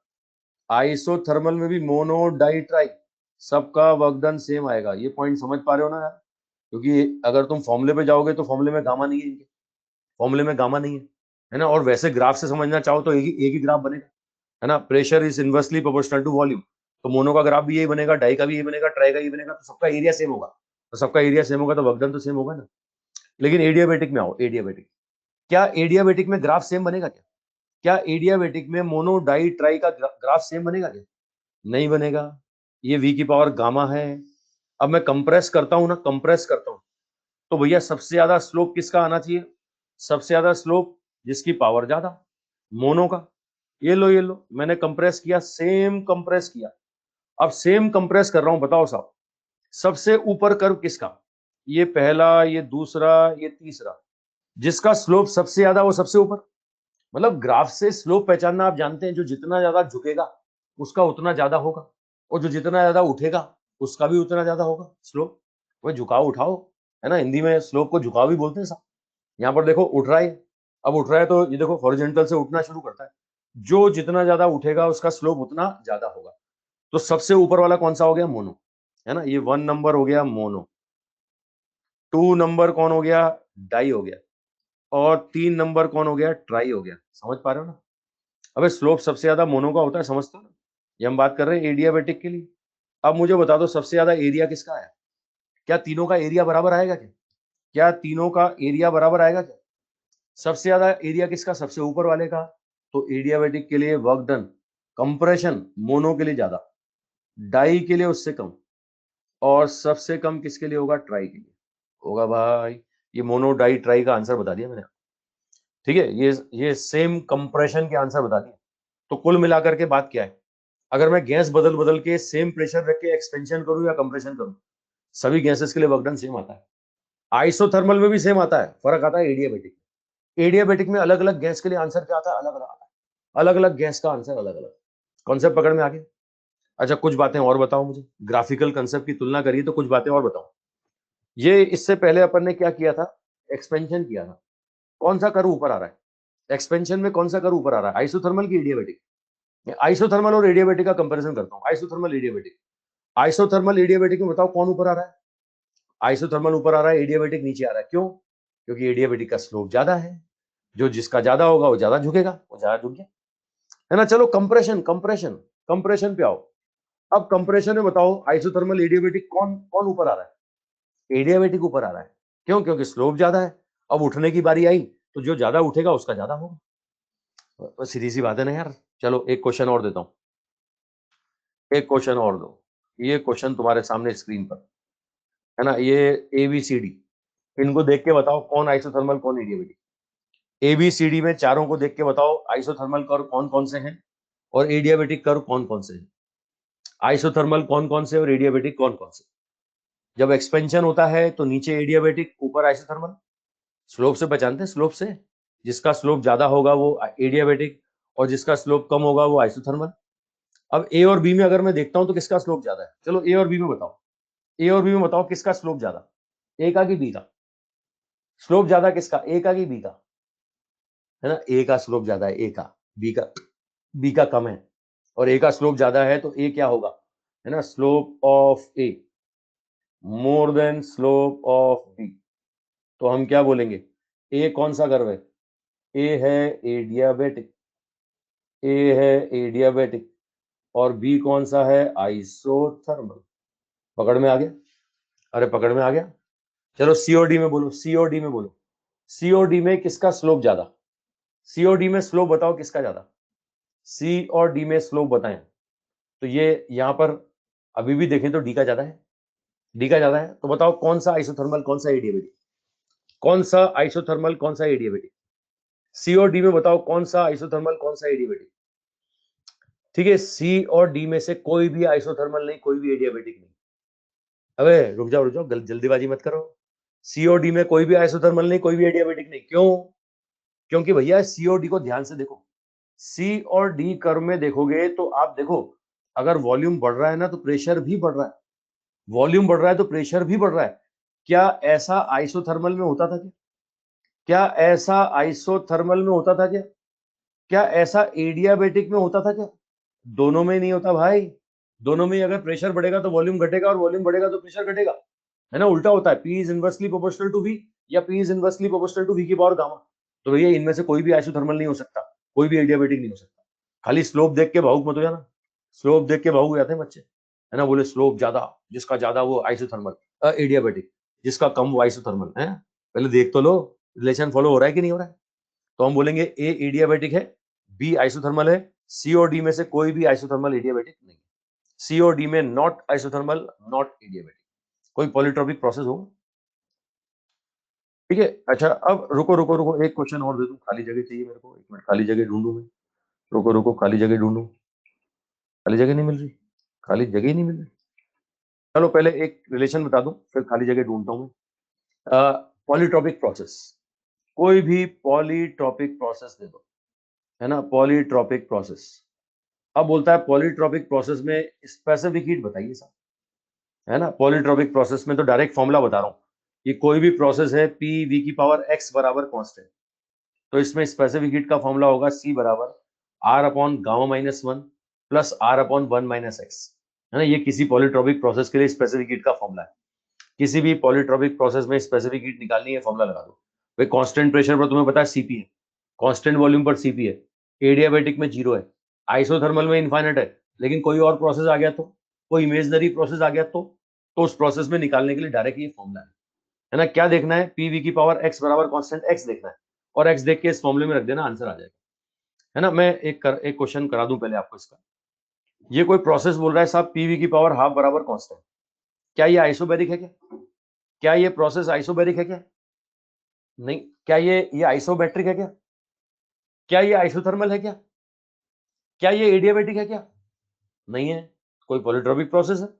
अब पॉलीट्रॉपिक प्रोसेस से कंपेयर करो तो एक्स का वैल्यू हाफ दिख गया आपको, कंपेयर करें तो एक्स बराबर कितना दिख गया, हाफ दिख गया। और कौन सा गैस बोल रहा है, मोनो एटॉमिक, मोनो एटॉमिक, तो गामा कितना हो गया 5/3। अब सी का फॉर्मूला आपको पता है, सी बराबर क्या था, अभी पिछले पेज पे दिखाया मैंने, ये R upon gamma minus one CV होता है। ये R upon gamma minus one क्या है, ये CV plus R upon one minus X, है ना। ये फॉर्मूला है साहब, सी बराबर CV plus R upon one minus X. अब मोनो एटॉमिक का सीवी होता है कितना, मोनो एटॉमिक का सीवी साहब 5 बाय कितना, f/2r होता है ना, f/2r, और f कितना है साहब, f है 3, तो 3/2r, है ना। ये मोनो एटॉमिक, मोनो एटॉमिक, ये मोनो एटॉमिक का आंसर लिखा अपन ने। x का वैल्यू रख दो, x का वैल्यू 1/2, कितना बनता है साहब 3/2r, 3/2r, है ना। ये बनता है साहब 3/2r प्लस कितना 2r, 2r सॉल्व करेंगे तो कितना बन गया 437/2r। मतलब ये जो भी गैस है ना, इसका इस थर्मोडायनेमिक प्रोसेस में आंसर आ रहा है 7/2r। अगर कांस्टेंट वॉल्यूम होता ना मोनो एटॉमिक का तो 3/2r आता, है ना। अगर कांस्टेंट प्रेशर होता ना तो 5/2r आता, इस पॉलीट्रॉपिक प्रोसेस में आ रहा है 7/2r। इस पॉलीट्रॉपिक प्रोसेस में आंसर 7/2r। क्वेश्चन समझ में आ रहा है भाई? अरे बात पकड़ में आ रही है? अरे समझ रहे हो? ठीक है, ये पॉलीट्रॉपिक का आंसर बताया मैंने स्पेसिफिक हीट का। चलो एक और जल्दी से ये वाला बताओ। एक और पॉलीट्रॉपिक दिया, P बराबर kV स्क्वायर। P बराबर kV स्क्वायर बोल रहा है स्पेसिफिक हीट बताइए सब, है ना। इस प्रोसेस में आइडियल गैस का स्पेसिफिक हीट बताइए। अब आइडियल गैस फॉर्मूला क्या है? C बराबर CV plus R upon 1 minus x. X कितना दिख रहा है ना? एक्स कितना दिख रहा है? ये PV की पावर -2 बराबर कांस्टेंट हो जाएगा, तो एक्स बराबर दिख रहा है -2, है ना। ये मैंने बताया PV की पावर x बराबर कांस्टेंट, ये लेना है अपने को। तो x बराबर क्या दिख रहा है? -2। CV कितना है? आइडियल गैस का CV कितना? आइडियल गैस का CV बोले तो कितना? आइडियल गैस का CV कितना? 3/2r plus r upon 1 minus -2, है ना। अब ये सॉल्व करें तो कितना बनता है? 3/2r प्लस r/3, एलसीएम ले लें 6, तो 9 + 2 11/6r। इस थर्मोडायनेमिक प्रोसेस में आंसर होगा 11/6r। मोनोएटॉमिक गैस का कांस्टेंट वॉल्यूम पर होता है 3/2r, कांस्टेंट प्रेशर पर 5/2r। इस प्रोसेस में होगा 11/6r। कंसेप्ट पकड़ में आ गया भाई? अरे पॉलीट्रॉपिक का फंडा समझ गए, है ना। हालांकि क्वेश्चन अपने आता नहीं है पॉलीट्रॉपिक, लेकिन आता एक बार एम्स में आया हुआ बस, है ना। पॉलीट्रॉपिक का तो डायरेक्ट फॉर्मूला बता दिया। अच्छा, पॉलीट्रॉपिक के लिए वर्क डन का भी फॉर्मूला बता दो। ये स्पेसिफिक हीट का फॉर्मूला है ना, है ना। ये स्पेसिफिक हीट, ये फॉर्मूला है specific heat in polytropic process. Polytropic process, मैं आपको वर्क डन ही बता दूं। वर्क डन, अगर कोई पॉलीट्रॉपिक प्रोसेस बोल रहा है PV की पावर x, है ना, ये बोलता है PV की पावर x बराबर कांस्टेंट, तो work done in polytropic process, adiabatic का फॉर्मूला आपको याद होगा, है ना। एडियाबेटिक में PV की पावर गामा होता है, तो गामा की जगह x चिपका दो। गामा की जगह x चिपका दो, क्या बोलेंगे? Mu R del T upon x-1, वो minus mu R del T upon x-1, या इसको ऐसा बोलेंगे mu R T initial minus T final upon x-1। जो एडियाबेटिक का फॉर्मूला था ना, उसमें गामा की जगह x लगा दिया मैंने, है ना। वैसे तो कभी क्वेश्चन आया नहीं, लेकिन आ जाता है, तो ये पॉलीट्रॉपिक प्रोसेस के लिए वर्क डन का फॉर्मूला जो एडियाबेटिक वाला है ना, उसी में गामा की जगह x। ठीक है, गामा की जगह x। ठीक है। अच्छा, मैं और बताऊं एक और चीज पूछते हैं इसमें, पॉलीट्रॉपिक प्रोसेस में एक और चीज पूछते हैं। आपको रिलेशन देगा P और V का, आंसर मांगेगा T और V के बीच में। आपको रिलेशन देगा P और V और आंसर मांगेगा T और V, है ना। जैसे ये जो पिछले अगले पेज पे क्वेश्चन किया, इसी क्वेश्चन में जगह मिल रही है मुझे, है ना। यहीं पे बोलता है साहब रिलेशन है PV की पावर हाफ बराबर कांस्टेंट। अब बोल रहा है कि जब वॉल्यूम V है ना, तो टेम्परेचर T है। आपसे बोल रहा है कि जब वॉल्यूम 2V कर देंगे तो टेम्परेचर कितना हो जाएगा? जब वॉल्यूम 2V कर देंगे तो टेम्परेचर कितना हो जाएगा? जब वॉल्यूम V तो टेम्परेचर T। अब बोल रहा है वॉल्यूम 2V तो टेम्परेचर कितना? क्वेश्चन समझ रहे हो भाई? रिलेशन दे रहा है P और V का, रिलेशन दे रहा है P और V, और आंसर मांग रहा है V और T। मतलब हमारे पास रिलेशन है P और V का, और चाहिए T और V और T का। तो ये तो कब से समझा रहा हूँ यार, सारे रिलेशन क्या बने बनाए मिलते हैं? भाई धरती पे सब कुछ बना बनाया मिलता है कि मेहनत करनी पड़ती है, बनाना पड़ता है ना। बनाओ, क्या करेंगे? गैस इक्वेशन पे जाओ, गैस इक्वेशन पे जाओ, T और V का रिलेशन बनाना है ना, तो P को रिप्लेस करना पड़ेगा। गैस इक्वेशन से P को रिप्लेस करोगे तो P is proportional to T upon V। ये T अपॉन V, V की पावर हाफ बराबर कांस्टेंट, क्या बना? ये बना T is proportional to V की पावर हाफ। अब कंपेयर कर लो, T2/T1 बराबर V2/V1 की पावर हाफ। V2 कितना है? 2V। V1 कितना है? V power half. तो आंसर क्या आएगा? T2 बराबर √2 टाइम्स ऑफ T1। मतलब पहले अगर T था ना, तो अब आएगा √2T। पहले अगर T था तो अब आएगा √2T। कंसेप्ट पकड़ में आ गया भाई, है ना। मतलब इस तरीके से रिलेशन देगा किसी और का और आंसर मांगेगा किसी और का। P और V दे करके V और T का मांगेगा, ऐसे VT दे करके P मांगेगा, है ना, ऐसे PT दे करके V मांगेगा, है ना। चलो एक और दे देता हूँ, एक और देता हूँ मैं, ये एक और देता हूँ। ये लो, ये लो, ये यही मैं रिलेशन बदलता हूँ। मैं रिलेशन दे रहा हूँ साहब, T V स्क्वायर बराबर कांस्टेंट, ऐसा दिया मैंने। आपको बोल रहा है कि जब वॉल्यूम V था ना, है ना, उस जमाने में प्रेशर P हुआ करता था। अब बोल रहा है कि वॉल्यूम 2V हो गया, तो बताओ अब प्रेशर कितना हो जाएगा, है ना। रिलेशन दे रहा है T और V का, T और V का रिलेशन दे रहा है, रिलेशन दे रहा है T और V का। अब बोल रहा है कि बताओ P बताओ, P बताओ। ठीक है, समझ रहे हो भाई। तो भैया मुझे रिलेशन P और V चाहिए, कुल मिला के मुझे रिलेशन P और V चाहिए। और तुम्हें पता है कि सारे रिलेशन बने बनाए नहीं मिलते, मेहनत करनी पड़ती है ना। क्या चाहिए, टेम्परेचर को हटाना पड़ेगा। T is proportional to P upon V, ये P upon V into V square बराबर कांस्टेंट। क्या मिलेगा, PV का प्रोडक्ट कांस्टेंट आ रहा है भैया, ये तो आइसोथर्मल बन रहा है ना। PV का प्रोडक्ट कांस्टेंट, समझ पा रहे हो। ठीक है, तो अब कंपैरिजन कर लो। क्या होगा, P2 अपॉन P1 बराबर V1 upon V2। V1 V, ये 2V, तो P2 बराबर P1/2 आ गया, P1/2।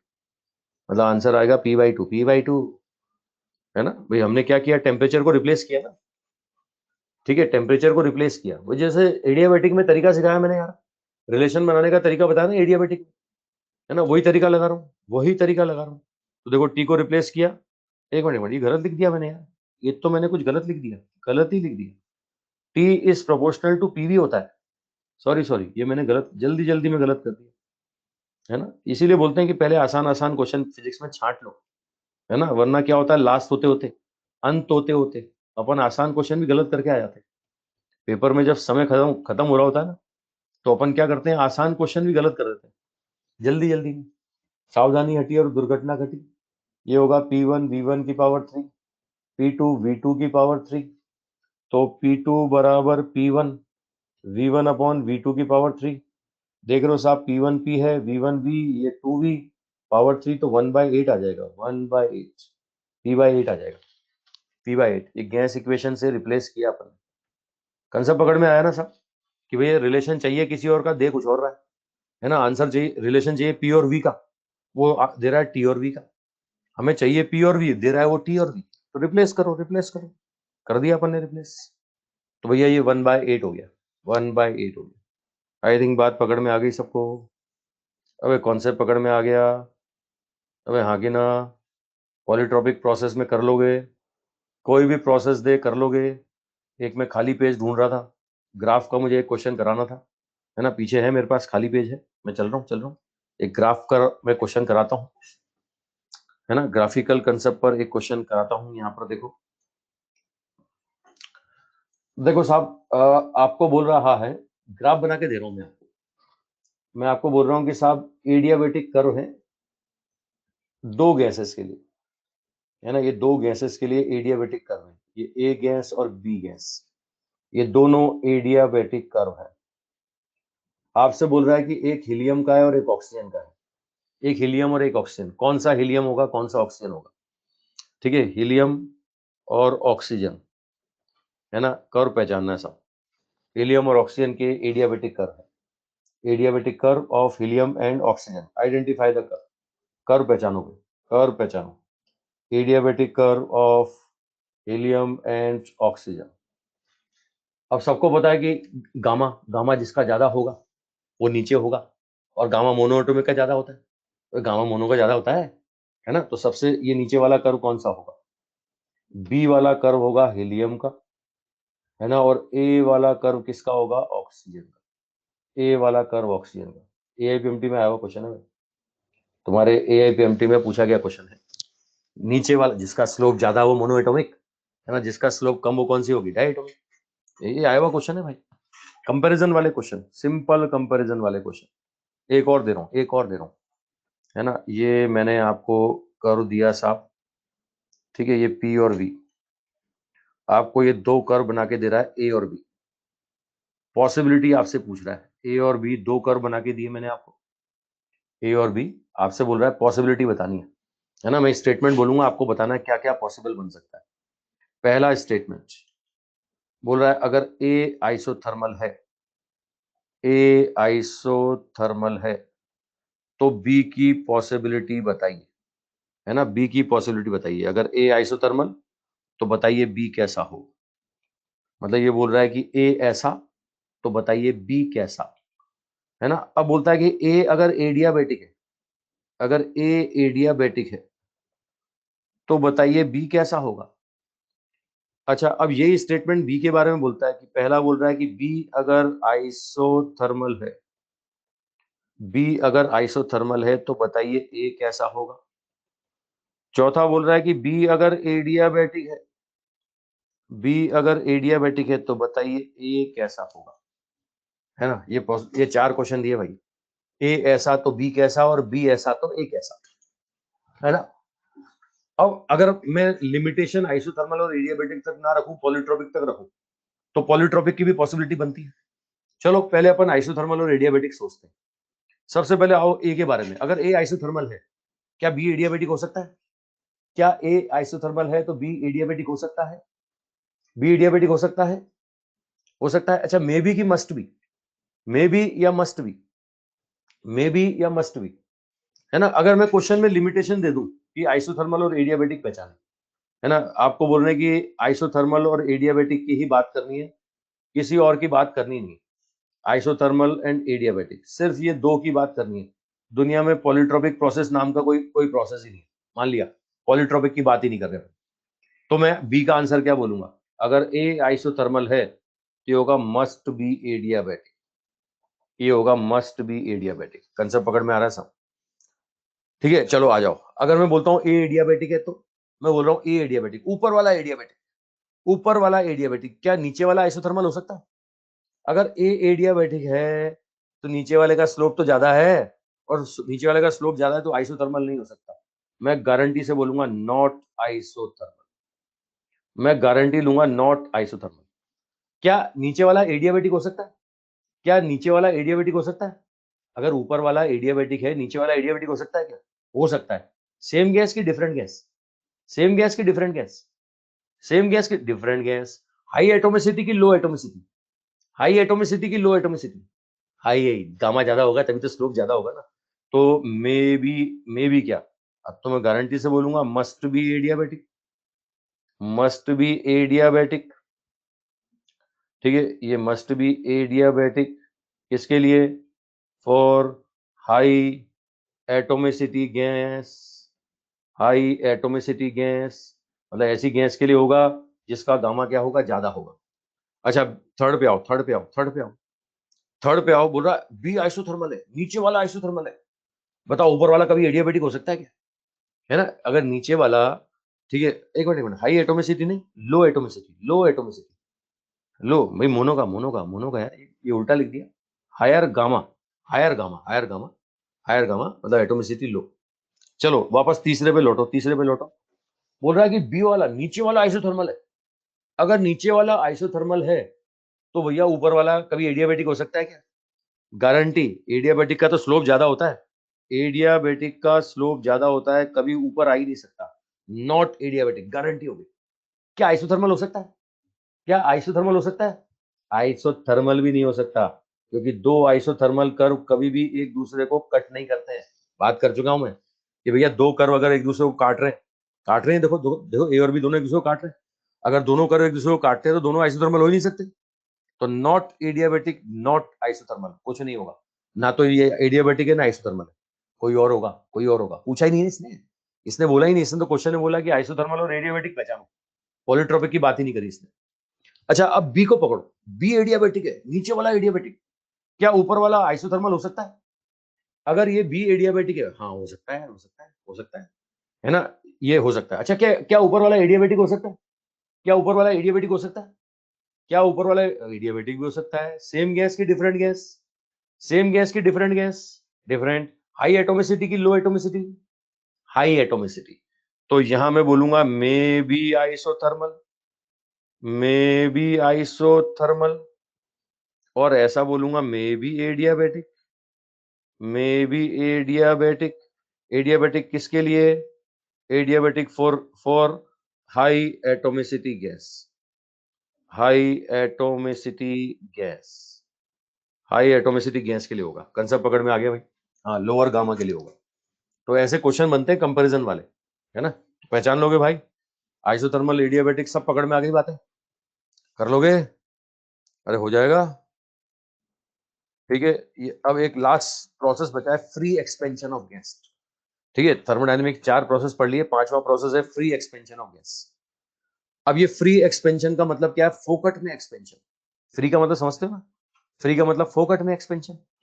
ठीक है, रुको रुको रुको रुको, मुझे एक बात बताओ। आज से पहले हमने बात करी गैस ने एक्सपेंशन किया, गैस ने एक्सपेंशन किया। मुझे बताओ, जब जब गैस का एक्सपेंशन हुआ है वर्क डन पॉजिटिव आया कि नहीं आया? मुझे बताओ, गैस ने एक्सपेंशन किया है तो वर्क डन पॉजिटिव आया कि नहीं आया? जल्दी जवाब दो मुझे। गैस के एक्सपेंशन में वर्क डन पॉजिटिव होता है कि नहीं होता है? यानी वर्क डन बाय गैस होती है। पॉजिटिव का मतलब वर्क डन बाय गैस। हम इतना जानते हैं कि जब जब गैस का एक्सपेंशन होगा गैस काम करेगी। लेकिन ये ऐसा एक्सपेंशन है जिसमें गैस कोई काम नहीं करेगी। ये ऐसा एक्सपेंशन है जिसमें वर्क डन बाय गैस क्या है? जीरो। मतलब समझ सकते हो, गैस ने कोई काम नहीं किया, तो ये तो फ्री में एक्सपेंशन हो गया ना, इसलिए बोलते हैं फ्री एक्सपेंशन ऑफ गैस। आसान भाषा में बोले तो फोकट में एक्सपेंशन। फोकट समझते हो ना? फोकट एक्सपेंशन हुआ और गैस ने कोई काम नहीं किया, है ना। एग्जाम्पल दे दूं मैं इसका एग्जाम्पल दे दूं। इसका एग्जाम्पल देखो, ये साहब एक कंटेनर लिया अपन ने, इंसुलेटेड कर दिया चारों तरफ से। चारों तरफ से मतलब अंदर का बाहर नहीं आएगा, बाहर बाहर का अंदर नहीं आएगा, कोई हीट एक्सचेंज नहीं होगा। चारों तरफ से तुमने इसको कवर कर दिया, इंसुलेशन कर दिया सब, कोई हीट एक्सचेंज नहीं, इंसुलेशन, है ना। ये लो इंसुलेशन कर दें अपन, इंसुलेशन चारों तरफ से पैक, चारों तरफ से बंद कर दिया, बंद, है ना। अब देखो, सुनना मेरी बात, ये तय है कि डेल क्यू जीरो है। बीच में तुमने एक ये पर्दा लगा दिया, सब पर्दा, ये पार्टीशन, है ना। एक तरफ तो भर दिया गैस और एक तरफ कर दिया वैक्यूम। देखना, मैं एग्जांपल बता रहा हूँ फ्री एक्सपेंशन का, फ्री एक्सपेंशन का एग्जांपल बता रहा हूँ। एक तरफ गैस, ये बीच में पर्दा लगा दिया, पर्दा। अब बोलता है पर्दा गिरा दो, है ना। ये लो पर्दा गिरा दो, बीच का पार्टीशन हटा दो। ठीक है, ये लो पर्दा गिरा दिया। मुझे बताओ, पर्दा गिरा दिया तो इधर हाई प्रेशर है, यहाँ हाई प्रेशर है, और इधर लो प्रेशर है, वे जीरो है ना, वैक्यूम, है ना। ये लो प्रेशर है, तो अब गैस का एक्सपेंशन होगा हाई प्रेशर से लो प्रेशर, होगा कि नहीं होगा? गैस का एक्सपेंशन होगा हाई प्रेशर से लो प्रेशर। मुझे एक बात बताओ, एक्सटर्नल प्रेशर कितना है? जीरो। एक्सटर्नल प्रेशर जीरो, इसके अगेंस्ट कोई काम नहीं होगा। मुझे बताओ, जब बाहर भाई होता है ना यार, सराउंडिंग के अगेंस्ट काम किया, अब सराउंडिंग का प्रेशर ही जीरो है, तो उसके अगेंस्ट कोई काम होगा नहीं। और तुम्हें पता आइडियल गैस है, तुम्हें पता आइडियल गैस है, तो ये कोई इंटर एटॉमिक अट्रैक्शन भी नहीं होगा, इंटर एटॉमिक अट्रैक्शन नहीं होगा। तो इंटर मॉलिक्यूलर फोर्सेस के अगेंस्ट वर्क डन कितना? जीरो। समझ रहे हो? जब कोई इंटर मॉलिक्यूलर अट्रैक्शन ही नहीं है, तो इंटर मॉलिक्यूलर फोर्सेस के अगेंस्ट वर्क डन जीरो। साथ में बोलेंगे एक्सटर्नल प्रेशर के अगेंस्ट वर्क डन, ये भी जीरो। तो भैया overall net work done zero हुआ कि नहीं हुआ? बताओ साहब। इंटर मॉलिक्यूलर फोर्सेस के अगेंस्ट भी वर्क डन जीरो, और कोई एक्सटर्नल प्रेशर नहीं, उसके अगेंस्ट भी वर्क डन जीरो, तो net pressure, net work done zero हो गया। लेकिन एक्सपेंशन हुआ, अबे एक्सपेंशन हुआ, ऐसा नहीं कि एक्सपेंशन नहीं हुआ, एक्सपेंशन हुआ, लेकिन कोई काम नहीं हुआ, इसलिए बोलते हैं साहब फ्री में एक्सपेंशन, इसलिए बोलते हैं फ्री में एक्सपेंशन, है ना। आज से पहले कीमत चुकानी पड़ी, जब जब एक्सपेंशन हुआ वर्क डन बाय गैस रहा। ये ऐसा एक्सपेंशन है जिसमें गैस ने कोई काम ही नहीं किया, जिसने गैस में कोई काम नहीं किया, ऐसे एक्सपेंशन को बोलेंगे फोकट में एक्सपेंशन, फ्री में एक्सपेंशन। चलो कुछ पॉइंट और बताऊं। ये सबको दिख गया होगा कोई हीट एक्सचेंज नहीं हो रहा, ये भी सबको दिख गया कि वर्क डन जीरो हो गया, है ना। ये भी सबको दिख गया कि साहब वर्क डन जीरो हो गया। अब वर्क डन भी जीरो, हीट भी जीरो, फ्लॉट पे चलो, फ्लॉट, फ्लॉट क्या बोलता है? फ्लॉट बोलता है साहब Q बराबर W प्लस डेल यू। बोलो डेल यू जीरो आया कि नहीं? अरे बोलो बोलो जल्दी। ये Q जीरो, W जीरो, तो फर्स्ट लॉ इक्वेशन से हम क्या बोलेंगे? फर्स्ट लॉ इक्वेशन से बोलेंगे del U zero, del U zero. बोलो साहब, अगर डेल यू जीरो है तो टेम्परेचर कांस्टेंट रहेगा, डेल यू जीरो तो change in inter energy constant, temperature constant. तो भैया ये फ्री एक्सपेंशन का एग्जांपल दे रहा हूँ, है ना। ये बीच में पर्दा लगा था, पर्दा गिरा दो, ये फोकट में एक्सपेंशन हो गया, फ्री एक्सपेंशन ऑफ गैस। अच्छा, गैस के बारे में कुछ नहीं बोला तो हमने क्या लिया? आइडियल लिया ना, आइडियल लिया ना। अब मन में तुम्हारे विचार आ रहे होंगे रियल ले रहे तो, है ना। लो लो लो, लो रियल गैस भी लो। मन में भावनाएं आती है तो दबानी नहीं चाहिए, है ना। लो, मैं वही इंसुलेटेड कंटेनर, इंसुलेटेड कंटेनर चारों तरफ से पैक, कोई अंदर से बाहर हीट नहीं, बाहर की अंदर हीट नहीं, है ना। चारों तरफ से पैक कर दिया ये इंसुलेटेड कंटेनर, है ना। ये कंटेनर साहब इंसुलेटेड, है ना। वही बीच में पर्दा लगा दो साहब, वही बीच में पर्दा लगा दो, पर्दा लगा दिया, ये लो पर्दा। अब मैं बोल रहा हूँ रियल गैस भरूंगा, मैं भरूंगा रियल गैस, है ना। और इधर करूंगा वैक्यूम, है ना। अब गिराऊंगा पर्दा, पर्दा गिरा दो, पर्दा गिरा दो, गिरा दे पर्दा। ठीक है, अच्छा अब रुको, अब मेरी बात सुनो। अभी भी तुम्हें पता है कि यहाँ पर गैस एक्सचेंज होगा, एक्सपेंशन होगा, तुम्हें पता है कि एक्सटर्नल प्रेशर के अगेंस्ट तो कोई काम करना ही नहीं है, क्योंकि एक्सटर्नल प्रेशर 0 है। लेकिन रियल गैस है, तो मुझे बताओ इंटरमोलिकुलर अट्रैक्शन है कि नहीं? मुझे बताओ इंटरमोलिकुलर अट्रैक्शन है कि नहीं? इंटरमोलिकुलर अट्रैक्शन है, तो इंटरमोलिकुलर फोर्सेस के अगेंस्ट काम होगा, इंटरमोलिकुलर फोर्सेस के अगेंस्ट वर्क होगा। अभी मैं बोलूंगा डेल क्यू 0 है, डेल क्यू 0 है भैया, कोई कोई यहाँ पर हीट एक्सचेंज नहीं है। और मुझे बताओ इंटरमोलिकुलर फोर्सेस के अगेंस्ट वर्क डन होगा, तो ये पॉजिटिव आएगा कि नेगेटिव आएगा? इंटरमोलिकुलर फोर्सेस के अगेंस्ट काम तो पॉजिटिव ही नेगेटिव। भाई एक्सपेंशन हो रहा है और फोर्स अपोजिट लग रहा है, डिस्प्लेसमेंट उधर, फोर्स उधर, तो ये नेगेटिव आएगा ना, नेगेटिव। ये नेगेटिव आएगा, ये 0 नहीं आएगा। अब फ्लॉट पे चलो, फ्लॉट पे। अब अगर मैं फ्लॉट पे चलता हूं तो मैं क्या बोलूंगा? बोलूंगा Q बराबर W प्लस डेल यू, है ना? अब खुद देख रहे हो, डेल यू बराबर Q माइनस W। Q तो 0 है, Q तो 0 है, लेकिन वर्क डन क्या है? वर्क डन नेगेटिव है, तो अल्टीमेटली डेल यू क्या होगा? ये डेल यू पॉजिटिव आएगा। बताओ 0 आया क्या? अबे चेंज इन इंटेंसिटी 0 आया क्या? चेंज इन इंटेंसिटी 0 नहीं आया। टेम्परेचर क्या होगा? बढ़ जाएगा, यू बढ़ जाएगा, टी बढ़ जाएगा। बताओ साहब, है ना? अभी भी मैं बोलूंगा साहब, ये देखो एक्सपेंशन हुआ, ठीक है भाई, सीधी सी बात है। यहाँ सीधा सीधा सीधा फंडा बताऊं, सीधा फंडा, जब भी एक्सपेंशन हो, है ना, और तुम्हें पता है कि जब तक गैस के बारे में कुछ नहीं बोलेगा, जब तक गैस के बारे में कुछ नहीं बोलेगा, अपन तो आइडियली मानेंगे। ये तो मैंने एक जरा सी रियल की बात तुम्हारे सामने कर दी, है ना? ये मन में भावनाएं आती ना, इसलिए अपन ने ऐसी बातें कर ली। हालांकि रियल की बात करेगा ही नहीं कभी। कुल मिलाकर के Q बराबर W प्लस डेल यू, है ना? अगर थियोरटिकली बोले तो Q बराबर 0 है, ये सीधे सीधे डेल यू बराबर माइनस ऑफ W होगा। ये आ जाएगा कंसेप्ट, है ना? वो सिस्टम अगर अपनी जेब से खर्च कर रहा है, तो सीधी सी बात है, एक्सपेंशन वर्क डन पॉजिटिव तो डेल यू नेगेटिव, और वर्क डन नेगेटिव तो डेल यू पॉजिटिव। वो एडियाबेटिक जैसा काम हो गया। चलो कुल मिलाकर के ये मैंने प्रोसेस आपको बताए, free expansion of gas. 5 process हो गए हमारे पास, है ना? एक दो क्वेश्चन कर लेते हैं इन प्रोसेस पर, एक दो क्वेश्चन कर लेते हैं अपन, तो उसके बाद बात आगे बढ़ाएंगे, है ना? लो, ये एक क्वेश्चन तुम्हारे सामने स्क्रीन पे आ चुका है, कॉलम मैचिंग वाला। हालांकि कॉलम मैचिंग अपने एक ही बार आया क्वेश्चन आज तक, वो ऑप्टिक्स में, बाकी कभी आया नहीं, है ना? बाकी कंसेप्ट पकड़ो, है ना? कॉलम मैचिंग जैसे मत सोचो कि ये आ जाएगा, है ना? कंसेप्ट पकड़ो। कॉलम 1 में जो प्रॉपर्टीज हैं, कॉलम 2 से मैच करनी है। किस किस से मैच होगी, ये आपसे पूछ रहा है। कॉलम 1 की कौन कौन सी स्टेटमेंट कॉलम 2 के किस किस स्टेटमेंट से मैच करेगा, है ना? ये कॉलम मैचिंग क्वेश्चन। आओ साहब, पहला बोल रहा है एडियाबेटिक एक्सपेंशन, साफ साफ दिख रहा है कि ए भैया पी से तो मैच करेगा ही करेगा। एडियाबेटिक Q बराबर 0, है ना? दूसरा, Q बराबर अगर 0, अच्छा फर्स्ट लॉ इक्वेशन तो लगनी है, कोई सा भी थर्मोडायनेमिक प्रोसेस हो तो S से तो मैच करेगा ही करेगा, S से तो मैच करेगा ही करेगा। एडियाबेटिक या कोई सा भी थर्मोडायनेमिक प्रोसेस, प्लॉट तो लगेगा ही लगेगा। अच्छा, अब अगला आता है फ्री एक्सपेंशन। फ्री एक्सपेंशन में तो सब कुछ 0, Q भी 0, है ना? ये यहाँ पर हीट भी 0, चेंज इन एनर्जी भी 0, वर्क डन भी 0, तो भैया PQR सबसे मैच करेगा। ये बी वाला PQR सबसे मैच करेगा, ठीक है? अच्छा, अब मैं बताऊं साहब, अच्छा तो ऐसे तो करना ही करना है, ऐसे तो करना ही करना है, ये फर्स्ट लॉ इक्वेशन तो लगाओगे लगाओगे। Isobaric process, pressure constant, pressure constant तो आपको पता है कि भैया हीट भी होगा, वर्क भी होगा, इंटरनल भी होगा, तो PQR से मैच नहीं करेगा, सिर्फ S से मैच करेगा, सिर्फ S से। अच्छा, डी वाला बोल रहा है आइसोथर्मल, तो तुम्हें पता है कि Q से मैच करेगा, चेंज इन इंटरनल 0, और फर्स्ट लॉ इक्वेशन तो सब में लगनी लगनी। आइसोकोरिक, आइसोकोरिक इसका मतलब वॉल्यूम कांस्टेंट, तो वर्क डन 0, R से करेगा। फर्स्ट लॉ इक्वेशन तो लगनी लगनी, ये देखो फर्स्ट लॉ इक्वेशन तो लगनी लगनी, ये देख सकते हो आंसर आ गया।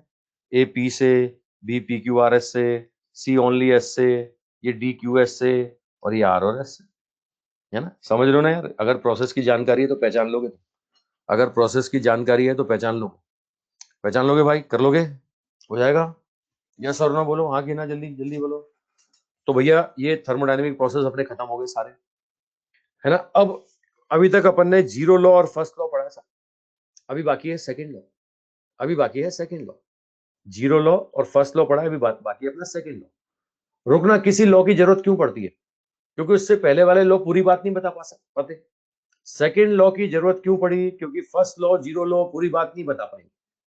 क्या नहीं बता पाए, पहले सुन तो लो, है ना? तभी तो अपन आगे बढ़े कि सेकंड लॉ की जरूरत क्यों है। देखो फर्स्ट लॉ जो था ना, जो 0 लॉ था, 0 लॉ, वो 0 लॉ क्या बताता था? वो सिर्फ बताता था टेम्परेचर और थर्मल इक्विलिब्रियम, वो हीट की बात ही नहीं करता था, वो वर्क की बात ही नहीं करता था, हीट वर्क और इंटर में रिलेशन की बात ही नहीं करता था। ये रिलेशन किसने बताया? First law. ये रिलेशन बताया फर्स्ट लॉ ने, है ना। फर्स्ट लॉ ने हीट वर्क और इंटर एनर्जी का रिलेशन बताया, बताया साहब। लेकिन रुको रुको, अब ये भी अधूरा है, ये भी अधूरा है। मुझे बताओ, हम ऐसा लिखते हैं Q बराबर W प्लस डेल यू, हम ऐसा लिखते हैं ना, Q बराबर W प्लस डेल यू। इससे कहीं हीट फ्लो डायरेक्शन का पता लगता है क्या? मुझे बताओ, Q बराबर W प्लस डेल यू से हीट फ्लो डायरेक्शन का पता लगता है क्या? इस मैथमेटिकल एक्सप्रेशन से एनर्जी कंजर्वेशन का पता लगता है, हीट फ्लो डायरेक्शन का पता नहीं लगता, है ना। ये एनर्जी कंजर्वेशन को तो बताएगा, हीट फ्लो डायरेक्शन को कभी नहीं बताएगा।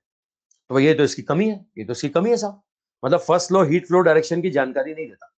ये कमी कौन दूर करेगा? सेकंड लॉ, है ना। रुको, एक कमी और है, एक कमी इस फर्स्ट लॉ की और है, फ्लॉट का एक एक यहां पर कमी और है। एक और कमी क्या है, मैं आपको बताऊं। फर्स्ट लॉ जो इक्वेशन है ना, फर्स्ट लॉ ऑफ थर्मोडायनेमिक्स, ये यहां पर हीट वर्क और इंटरएनर्जी का रिलेशन तो बताता है, लेकिन जब तक प्रोसेस की जानकारी नहीं हो ना, हम एग्जैक्ट आंसर नहीं निकाल सकते। मतलब ये एक हथियार है, लेकिन चलाना किस पे, जब तक वो डिसाइड नहीं करोगे ना, तब तक ये हथियार बेकार है ना। तुम्हें पता है कि Q बराबर W प्लस डेल यू, मुझे प्रोसेस बताना पड़ेगा कि भैया आइसोबैरिक है, तो मैं बता पाऊंगा कि हीट का 1 minus 1 upon gamma part work में गया और 1 अपॉन गामा पार्ट किस में गया? इंटरएनर्जी में गया। मुझे बताना पड़ेगा आइसोमेट्रिक है, तो हीट का 0% पार्ट वर्क में गया, 100% चेंज इन इंटरएनर्जी में गया। मुझे बताना पड़ेगा आइसोथर्मल है, कि 100% पार्ट किस में गया? वर्क में गया, और इंटरएनर्जी में 0% गया। मुझे बताना पड़ेगा कि एडियाबैटिक है, तो हीट है ही नहीं, काय का पार्ट। मतलब जब तक अगर मुझे प्रोसेस की जानकारी नहीं होगी ना, मैं नहीं बता सकता कि हीट का कितना पार्ट वर्क में, कितना इंटरएनर्जी में। निकालूंगा फर्स्ट लॉ इक्वेशन से, निकालूंगा फर्स्ट लॉ इक्वेशन से, लेकिन बिना प्रोसेस की जानकारी के नहीं निकाल सकता। तो भैया फर्स्ट लॉ इक्वेशन एक हथियार है, लेकिन जब तक ये नहीं बताओगे चलाना किस पे है, तो ये तो बेकार है ना, बेकार है। तो ये इसका ड्रॉबैक है। मतलब फर्स्ट लॉ इक्वेशन से हम ये नहीं बता सकते बिना प्रोसेस की जानकारी के कि हीट का कितना परसेंट पार्ट वर्क में कन्वर्ट होगा। कंसेप्ट पकड़ में आ रहा है? तो दो ड्रॉबैक है फर्स्ट लॉ के, दो ड्रॉबैक है। पहला, हीट फ्लो डायरेक्शन का पता नहीं लगता। दूसरा, बिना प्रोसेस की जानकारी के हम ये नहीं बता सकते कि हीट का कितना पार्ट वर्क में कन्वर्ट होगा। तो ये दोनों ड्रॉबैक कौन दूर करेगा? ये दोनों ड्रॉबैक दूर करेंगे कौन, है ना। एक बच्चा बोल रहा है हीट फ्लो से क्या मतलब है? वाह शाबाश। हीट फ्लो डायरेक्शन का मतलब क्या होता है? Heat flow direction, heat flow direction का मतलब हीट कहां से कहां जा रही है। हीट फ्लो का मतलब हीट फ्लो डायरेक्शन कहां से कहां जा रही है। और मेरी बात समझ रहे हो? किसने पूछा? चश्मा लगेगा मुझे, किसने पूछा? ये छोटा छोटा नाम लिखा है बेटा, जिसने भी पूछा समझ गया भाई, है ना। हीट फ्लो डायरेक्शन समझ गया भाई? अबे हीट फ्लो डायरेक्शन समझ गया? हाँ, अब आओ आओ वापस सेकंड लॉ पे आओ। ये मैंने भूमिका बना the second law. First law के ड्रॉबैक मैंने आपको बता दिए, अब ये कौन दूर करने वाला है? Second law. तो भैया सेकंड लॉ क्या है मैं आपको बताऊं। ये सेकंड लॉ वास्तव में क्या है, ये अलग अलग साइंटिस्ट के स्टेटमेंट से मिलकर के बना है। ये सेकंड लॉ के लिए साइंटिस्ट के स्टेटमेंट आते हैं साहब, है ना। ये इन स्टेटमेंट को देख करके हमें पता लगता है कि हीट फ्लो डायरेक्शन क्या होगा। इन स्टेटमेंट को देख करके पता लगता है कि भैया यहाँ पर हीट का कितना पार्ट वर्क में कन्वर्ट होगा। तो पहला स्टेटमेंट है, देखो, केल्विन और प्लैंक का स्टेटमेंट। ये बोल रहा है कि साहब किसी भी साइक्लिक प्रोसेस में टोटल हीट को आप मैकेनिकल वर्क में कन्वर्ट नहीं कर सकते। हीट का 100% पार्ट वर्क में कन्वर्ट नहीं हो सकता, है ना। ये केल्विन और प्लैंक साहब का स्टेटमेंट है ना। इसका एग्जांपल है हीट इंजन। ये केल्विन और प्लैंक, केल्विन प्लैंक क्या बोल रहा है? केल्विन प्लैंक मिलकर के बोल रहे हैं कि भैया हीट का 100% पार्ट वर्क में कन्वर्ट नहीं हो सकता। हीट का 100% पार्ट वर्क में कन्वर्ट नहीं हो सकता, है ना। ये इसको मैथमेटिकली प्रूव करते हैं हीट इंजन से। चलो चलो, ये तो पता लग गया कि हीट का कितना पार्ट वर्क में जाएगा। डायरेक्शन, डायरेक्शन, डायरेक्शन के लिए स्टेटमेंट आता है क्लैसियस का स्टेटमेंट। क्लैसियस साहब क्या बोलते हैं? क्लैसियस साहब बोलते हैं कि कभी भी हीट का फ्लो लो टेम्परेचर से हाई टेम्परेचर की तरफ जब तक नहीं हो सकता, जब तक कि कोई आप एक्सटर्नल वर्क नहीं करते, है ना। रुकना रुकना, मेरी बात सुनना। नॉर्मली हीट फ्लो होती है हाई टेम्परेचर से low temperature. Normally heat flow होता है लो से हाई से लो। लेकिन अगर तुम्हें लो से हाई लेकर के जाना है, तुम्हें लो से हाई लेकर के जाना है, तो एक्सटर्नल वर्क करना पड़ेगा। और एक्सटर्नल वर्क करके क्या करना पड़ेगा? एक्सटर्नल वर्क करके हीट को खींचना पड़ेगा, हीट को एक्सट्रैक्ट करना पड़ेगा। ठीक है, मैं इसका एग्जांपल दूं, रेफ्रिजरेटर, फ्रिज, है ना। सुनना मेरी बात, फ्रिज में अगर तुम्हें याद हो, कभी गौर किया हो, तो पीछे की तरफ एक कंप्रेसर लगा होता है। अगर गौर करो तो पीछे की तरफ फ्रिज में एक कंप्रेसर लगा होता है ना। ये कंप्रेसर क्या करता है? ये कंप्रेसर से आपने देखा हो तो काली काली कंडेंसर ट्यूब्स होती है। हालांकि आजकल तो पीछे से पैक आते हैं फ्रिज, नए फ्रिज देखोगे ना पीछे से कवर्ड आते हैं। लेकिन पुराने फ्रिज देखोगे ना तो उसमें Kali Kali black black condenser coil दिखती थी, है ना। क्या होता है उन कंडेंसर कॉइल्स में? रेफ्रिजरेंट्स होते हैं, रेफ्रिजरेंट्स। कंप्रेसर क्या करता है? काम करता है, काम करके उन रेफ्रिजरेंट को फ्रिज के अंदर भेजता है और बाहर खींचता है। फ्रिज के अंदर जाकर के वो क्या क्या करके आते हैं? घूम के नहीं आते, वो फ्रिज के अंदर से हीट लेकर के आते हैं। रेफ्रिजरेंट क्या करेंगे? फ्रिज के अंदर से हीट लेकर के आएंगे। मतलब कंप्रेसर काम कर रहा है और फ्रिज के अंदर की हीट को खींच रहा है, कंप्रेसर काम कर रहा है, फ्रिज के अंदर की हीट को खींच रहा है। अब सोच के देखो, फ्रिज के अंदर की हीट अगर बाहर आती जाएगी तो अंदर कूलिंग होती जाएगी ना, अंदर कूलिंग होती जाएगी। यही काम ये एसी करता है। ये एसी लग रहा है, एसी भी ये काम कर रहा है, कमरे के अंदर की हीट को खींच रहा है और बाहर फेंक रहा है, कमरे के अंदर की हीट को खींच रहा है और बाहर फेंक रहा है, तो कमरा ठंडा हो रहा है ना। तो फ्रिज के अंदर कंप्रेसर भी ये काम कर रहा है। तो सोचो सोचो, अब मुझे बताओ हीट कहां से जा रही है? हीट इस कमरे से बाहर जा रही है ना। मुझे एक बात बताओ, हीट इस कमरे से बाहर गई कि नहीं गई? हीट इस कमरे से बाहर गई कि नहीं गई? हाँ। अब इस कमरे का टेम्परेचर ज्यादा है कि बाहर का टेम्परेचर ज्यादा है? बोलो। ये कमरा ठंडा है कि गर्म है? ये कमरा ठंडा है कि गर्म है? ठंडा है ये। अंदर से बाहर हीट जा रही है, लो टेम्परेचर से हाई टेम्परेचर हीट जा रही है, लो से हाई जा रही है। फ्रिज के अंदर भी तो ये हो रहा है ना, फ्रिज के अंदर ठंडा है और बाहर गर्मी है, और अंदर से बाहर हीट आ रही है। अंदर से बाहर मतलब लो से हाई। बताओ कब आई? अपने आप आ गई क्या? राजी खुशी आ गई क्या? लो से हाई लाने के लिए तुमने वर्क करना पड़ा, वर्क करना पड़ा, काम करना पड़ा, काम करके हीट को खींचना पड़ा। तो क्लेसियस साहब का स्टेटमेंट बोल सुन लो कि भैया it is impossible to have net heat flow from low temperature body to high temperature body without perform some external work, without perform some external work. बिना काम किए लो टेम्परेचर से हाई टेम्परेचर की तरफ हीट को लाना possible नहीं है। अच्छा रुक जाओ, पूरी ढंग से बात समझो इसको, इसको ढंग से समझो। अब बच्चे सोचते हैं काम करने से हीट लो से हाई जाती है ना। बोले एक्सटर्नल वर्क करने से हीट लो से हाई जाती है। तो क्या फ्रिज के ऊपर बैठ जाए, फ्रिज के ऊपर बैठ के काम करने लगे, फ्रिज के चारों तरफ काम करने लगे? बोले क्लेसियस ने कहा था काम करो हीट बाहर आएगी, ऐसे थोड़ी होता है। काम किस तरह का करना है? काम करके हीट को खींच रहा है, कंप्रेसर काम करके अंदर की हीट बाहर खींचता है ना। तो पूरा स्टेटमेंट क्या है? पूरा स्टेटमेंट सुनो। नॉर्मली हीट का फ्लो हाई टेम्परेचर से लो टेम्परेचर की तरफ होता है, लेकिन लो से अगर हाई की तरफ तुम्हें हीट का फ्लो करवाना है तो एक्सटर्नल वर्क करना पड़ेगा, और एक्सटर्नल वर्क करके हीट को खींचना पड़ेगा। एक्सटर्नल वर्क करके हीट को खींचोगे तो भैया वो लो से हाई आएगी, अदरवाइज हाई से लो जाएगी। तो भैया ये दो स्टेटमेंट मिल गए, इनको मिलकर के डायरेक्शन का भी पता लग गया। डायरेक्शन का क्या पता लगा? कि नॉर्मली जाती है हाई से लो, लो से हाई जाना है तो काम करके हीट को खींचो, है ना। दूसरा, हीट का 100% पार्ट वर्क में कन्वर्ट नहीं हो सकता। ठीक है, ये दोनों दो स्टेटमेंट मिलकर के क्या बनता है? सेकंड लॉ ऑफ थर्मोडायनेमिक्स, है ना। अब पहला जो केल्विन प्लैंक का स्टेटमेंट है ना, इसको प्रूव करते हैं साहब हीट इंजन से। पढ़ा दूं हीट इंजन? 10 मिनट है अपने पास, हीट इंजन पढ़ा दूं? अभी हीट इंजन पढ़ा दूं? 10 मिनट है अपने पास, पढ़ा दूं कि नहीं? अब जल्दी बोलो। वोटिंग करवाऊं क्या? वोटिंग? अरे वोटिंग करवाऊं? आज तक नहीं करवाई मैंने वोटिंग, है ना। वहां क्वेश्चन लिखना पड़ेगा मुझे वोटिंग का।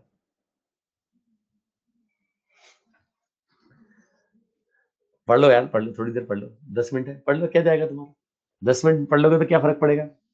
पढ़ लेते हैं, पढ़ लेते हैं, आज पढ़ लो, पढ़ लो, पढ़ लो, पढ़ लो, पढ़ लो, पढ़ लो, ठीक है।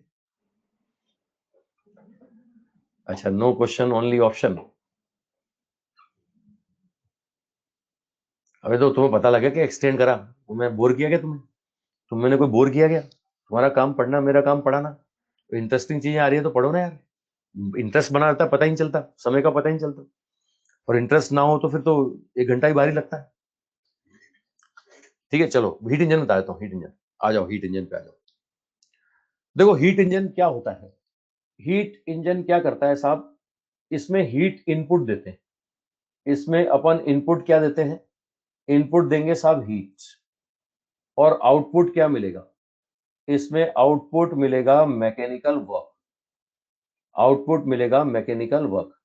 ठीक है, जितने भी ऑटोमोबाइल इंजन है ना, जितने भी ऑटोमोबाइल इंजन है, सबके सब क्या है? सबके सब हीट इंजन है।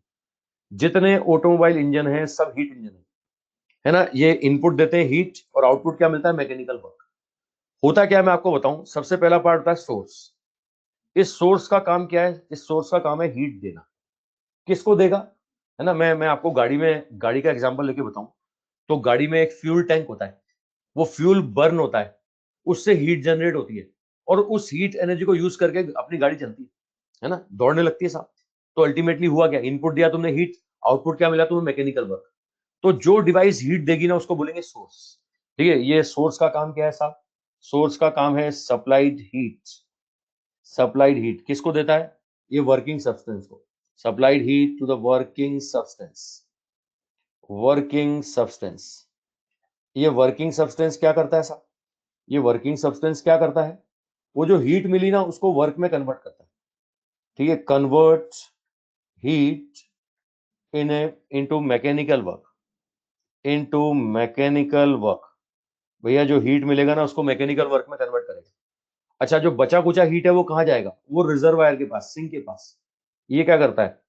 ये करता है साहब गेन रिजेक्टेड हीट। ठीक है, ये करता है साहब गेन रिजेक्टेड हीट। देखो गाड़ी में वो तुमने देखा हो साइलेंसर है। साइलेंसर तो धुआं निकलता है गरम गरम। देखा ना, धुआं निकलता है। अब धुआं निकलता है तो कुछ ना कुछ हीट लेके जाता है ना। अब धुआं निकलता है, कुछ ना कुछ हीट लेके जाता है ना। वो कुछ ना कुछ हीट लेके आता है तो वो कौन है? वो है रिजर्वायर, वो है सिंक। है ना, बचा कुचा जो वेस्टेज है अपन कहाँ डालते हैं? सिंक में डालते हैं ना। तो वही है साहब सिंक। सोर्स का काम है हीट देना, वर्किंग सब्सटेंस का काम है उस हीट को वर्क में कन्वर्ट करना, और बचा कुचा जो मिलेगा वो किसको मिलेगा? बचा कुचा हीट कहाँ जाएगा? रिजेक्टेड हीट सिंक के पास। ये देखो यहां से सोर्स ने Q1 दिया, देखो ध्यान से देखना फोटो। ये Q1 क्या है? Heat input. या इसी को बोलते हैं सप्लाइड हीट, या इसी को बोलते हैं heat absorb by heat engine. Heat absorb by heat engine. By heat engine. Heat engine ने जो हीट एब्जॉर्ब किया वो कौन है? Q1। अब ये वर्किंग सब्सटेंस क्या करेगा? ये इसको हीट में, हीट का कुछ पार्ट वर्क में कन्वर्ट कर देगा। तो ये W क्या है? ये वर्क आउटपुट। इसी को बोल रहे हैं साहब मैकेनिकल वर्क। यही है साहब मैकेनिकल वर्क। जो बचा कुचा हीट है, देखो जो बचा हुआ वो Q2, ये कहां गया? सिंक के पास। ये बोल रहे हैं लॉस या हीट रिलीज इन सराउंडिंग, या इसी को बोलते हैं रिजेक्टेड हीट। है ना, रिजेक्टेड हीट, बचा कुचा हीट। समझ रहे हो भाई?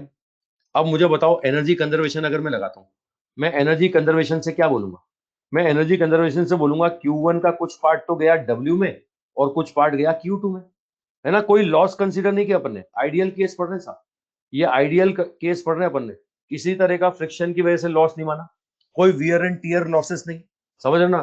कोई, हम तो मान रहे हैं इंजन नया है, प्रॉपर लुब्रिकेंट्स किए हुए हैं, कोई लॉस नहीं हो रहा। ये आइडियल केस। तो Q1 बराबर W प्लस Q2। मुझे बताओ कौन ज्यादा है? Q1 ज्यादा है कि Q2 ज्यादा है? फटाफट बताओ, Q1 ज्यादा कि Q2 ज्यादा? Q1 ज्यादा। तो कौन सा टेम्परेचर ज्यादा होगा? T1 या T2? T1 या T2 बोलो, ये T1 ज्यादा होगा कि T2 ज्यादा होगा? T1 ज्यादा होगा। सोर्स का कि सिंक का? सोर्स के सिंक। है ना, सोर्स का। ये हाई टेम्परेचर बोलते हैं साहब T1। ये T1 होता है टेम्परेचर ऑफ सोर्स। ये T1 है टेम्परेचर ऑफ सोर्स। है ना, लो टेम्परेचर वाला कौन है? ये लो टेम्परेचर वाला T2। इसको बोलते हैं टेम्परेचर ऑफ सिंक। ये होगा टेम्परेचर ऑफ सिंक। है ना, लो टेम्परेचर सिंक का, हाई टेम्परेचर किसका? सोर्स का। हीट कहां से कहां फ्लो हो रहा है? हीट फ्लो हो रहा है हाई टेम्परेचर से लो टेम्परेचर। है ना, हाई टू लो। समझ रहे हो भाई? हाई से लो जा रहा है। ठीक है, T1 सोर्स से कहां जा रहा है? सिंक की तरफ जा रहा है। अच्छा, अब इसमें यहां पर आ जाओ साहब। ये अपने को पता लग गया सोर्स का काम क्या, वर्किंग सब्सटेंस का काम क्या, सिंक का काम क्या। अब टर्म आती है एफिशिएंसी। एफिशिएंसी सबको पता है, आउटपुट अपॉन इनपुट। अब बचपन से जानते हो आउटपुट अपॉन इनपुट। मुझे बताओ यहाँ आउटपुट क्या? यहाँ आउटपुट है मैकेनिकल वर्क। Mechanical work. और इनपुट क्या है? इनपुट है सप्लाइड हीट। बताओ कौन सी हीट सप्लाइड है? इनपुट कौन सी हीट है? इनपुट कौन सी हीट है? भाई आउटपुट के लिए तो झगड़ा ही खत्म। आउटपुट तो तुम्हें पता है W है। आउटपुट तो आपको पता है W है। इनपुट कौन सी? Q1 की Q2? Q1। Q1 होगी Q1। है ना, अब यहां से अभी अभी बताया था मैंने कि Q1 बराबर क्या था? ये था W प्लस Q2। तो W बराबर मैं बोल सकता हूँ Q1 माइनस Q2। है ना, या ऐसा भी बोल सकते हैं Q1 हो गया हीट एब्जॉर्ब। ठीक है, ये हीट एब्जॉर्ब। और ये Q2 क्या हो गया? Heat rejection. है ना, ये हीट रिजेक्शन, रिजेक्टेड हीट। ये W बराबर Q absorb minus Q rejected. रखो फॉर्मूले में रखो, Q1 minus Q2 upon Q1। ये बनेगा 1 माइनस Q2 बाई Q1। और सबको पता है Q is proportional to T है। तो ये Q2 बाई Q1 को क्या बोलोगे? T2 बाई T1 बोलोगे ना। है ना, ये T2 बाई T1, ये फॉर्मूला बन गया एफिशिएंसी का। ये जो बन रहा है कौन सी एफिशिएंसी बन रही है? ये भैया आइडियल एफिशिएंसी बन रही है, आइडियल। है ना, कोई कोई लॉस कंसीडर नहीं किया तुमने। तुमने कोई लॉस कंसीडर नहीं किया। तो आइडियल एफिशिएंसी मतलब यही मैक्सिमम एफिशिएंसी है। अब यही मैक्सिमम एफिशिएंसी है, यही मैक्सिमम है। फॉर्मूला बनता है W upon Q1 1 minus Q2 upon Q1, या 1 माइनस T2 अपॉन T1। देख रहे हो किस पे डिपेंड कर रहा है? ये सोर्स और सिंक जो है ना, ये इनके टेम्परेचर पे डिपेंड करता है, किसी और फैक्टर पे डिपेंड नहीं करता। सोर्स और सिंक के टेम्परेचर पे डिपेंड करेगा, किसी और फैक्टर पे डिपेंड नहीं करेगा। Efficiency of heat engine 1 minus Q2/Q1 या 1 माइनस T2/T1। ठीक है, अब आज तक जितने भी ऑटोमोबाइल इंजन बने हैं ना, मैक्सिमम एफिशिएंसी लगभग 30%, इससे ज्यादा नहीं होती, 30% के आसपास, इससे ज्यादा है ही नहीं। मैक्सिमम जितने आज तक बने हुए, है ना। अब यहीं से इसी फॉर्मूले से मैथमेटिकली प्रूव होगा कि 100% नहीं हो सकती।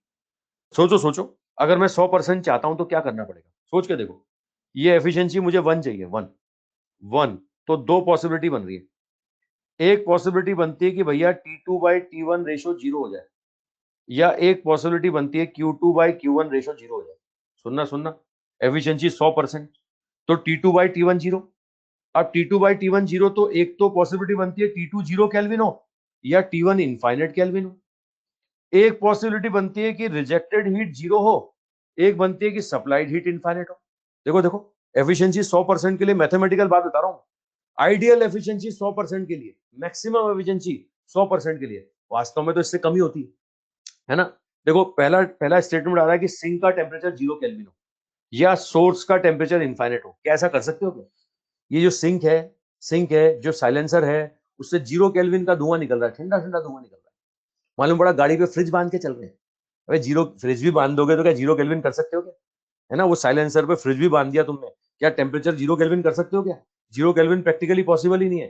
तो भैया एफिशिएंसी 100% नहीं हो सकती।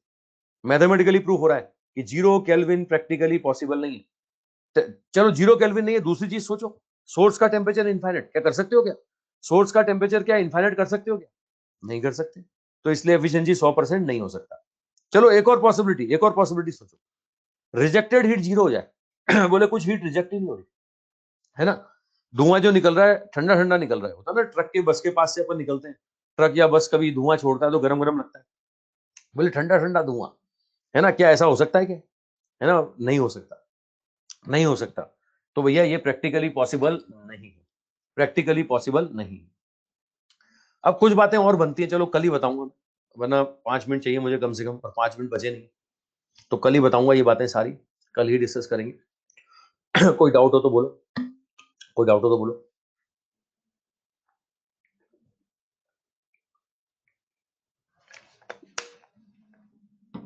ये तो भाई मेरा फेवरेट था, मेरा तो पहला नौकरी ऑटोमोबाइल इंडस्ट्री में थी, मैंने इंजीनियरिंग मैकेनिकल में की थी, है ना, और एमटेक थर्मल इंजीनियरिंग में। ये तो मेरा बड़ा फेवरेट फेवरेट टॉपिक था। मैं कई प्रोजेक्ट बनाए इस पे तो हमने ऑटोमोबाइल के। बाकी वो कोई काम नहीं आते, प्रैक्टिकल लाइफ में, अपनी लाइफ में काम में ले लूँ तो ले लूँ, पढ़ाने में काम ही नहीं आती वो चीज़। एक बच्चा बोल रहा है कोर्स कब तक होगा? भैया मेरा मुझे इस हफ्ते करना है, मेरा कोर्स मुझे इस हफ्ते खत्म करना है ना। अब बाकी का मुझे पता नहीं, समझ रहे हो, मेरा मुझे इस हफ्ते खत्म करना है। हैंड आउट कितनी देर में अपलोड करोगे? अभी क्लास खत्म होती 5 मिनट के अंदर अंदर, क्लास खत्म होती 5 मिनट के अंदर अंदर। 5 मिनट बात कर लेना फोन, एक बच्चा बोल रहा है फोन कर सकते हैं, अभी 5 मिनट बात कर लेना। क्लास का ड्यूरेशन कम हो गया, बिल्कुल कम हो गया, पढ़ो ना, घर बैठ के पढ़ो, तुम तो डिमांड कर रहे थे ना, है ना। कई बच्चे मेरे पास फोन कर रहे थे कि सर अब तो एग्जाम लेट हो गया, अब तो थोड़ा धीरे चलो, है ना। लोग कर दिया धीरे, 1 घंटे 10 मिनट कर दिया तुम्हें।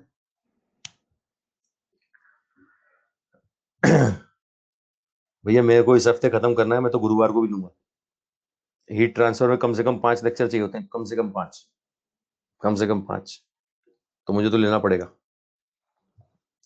है ना। इस सैटरडे तक मैं खत्म करूंगा, सैटरडे तक पूरी क्लास लूंगा। ठीक है, कोई डाउट हो तो बोलो। Bye bye.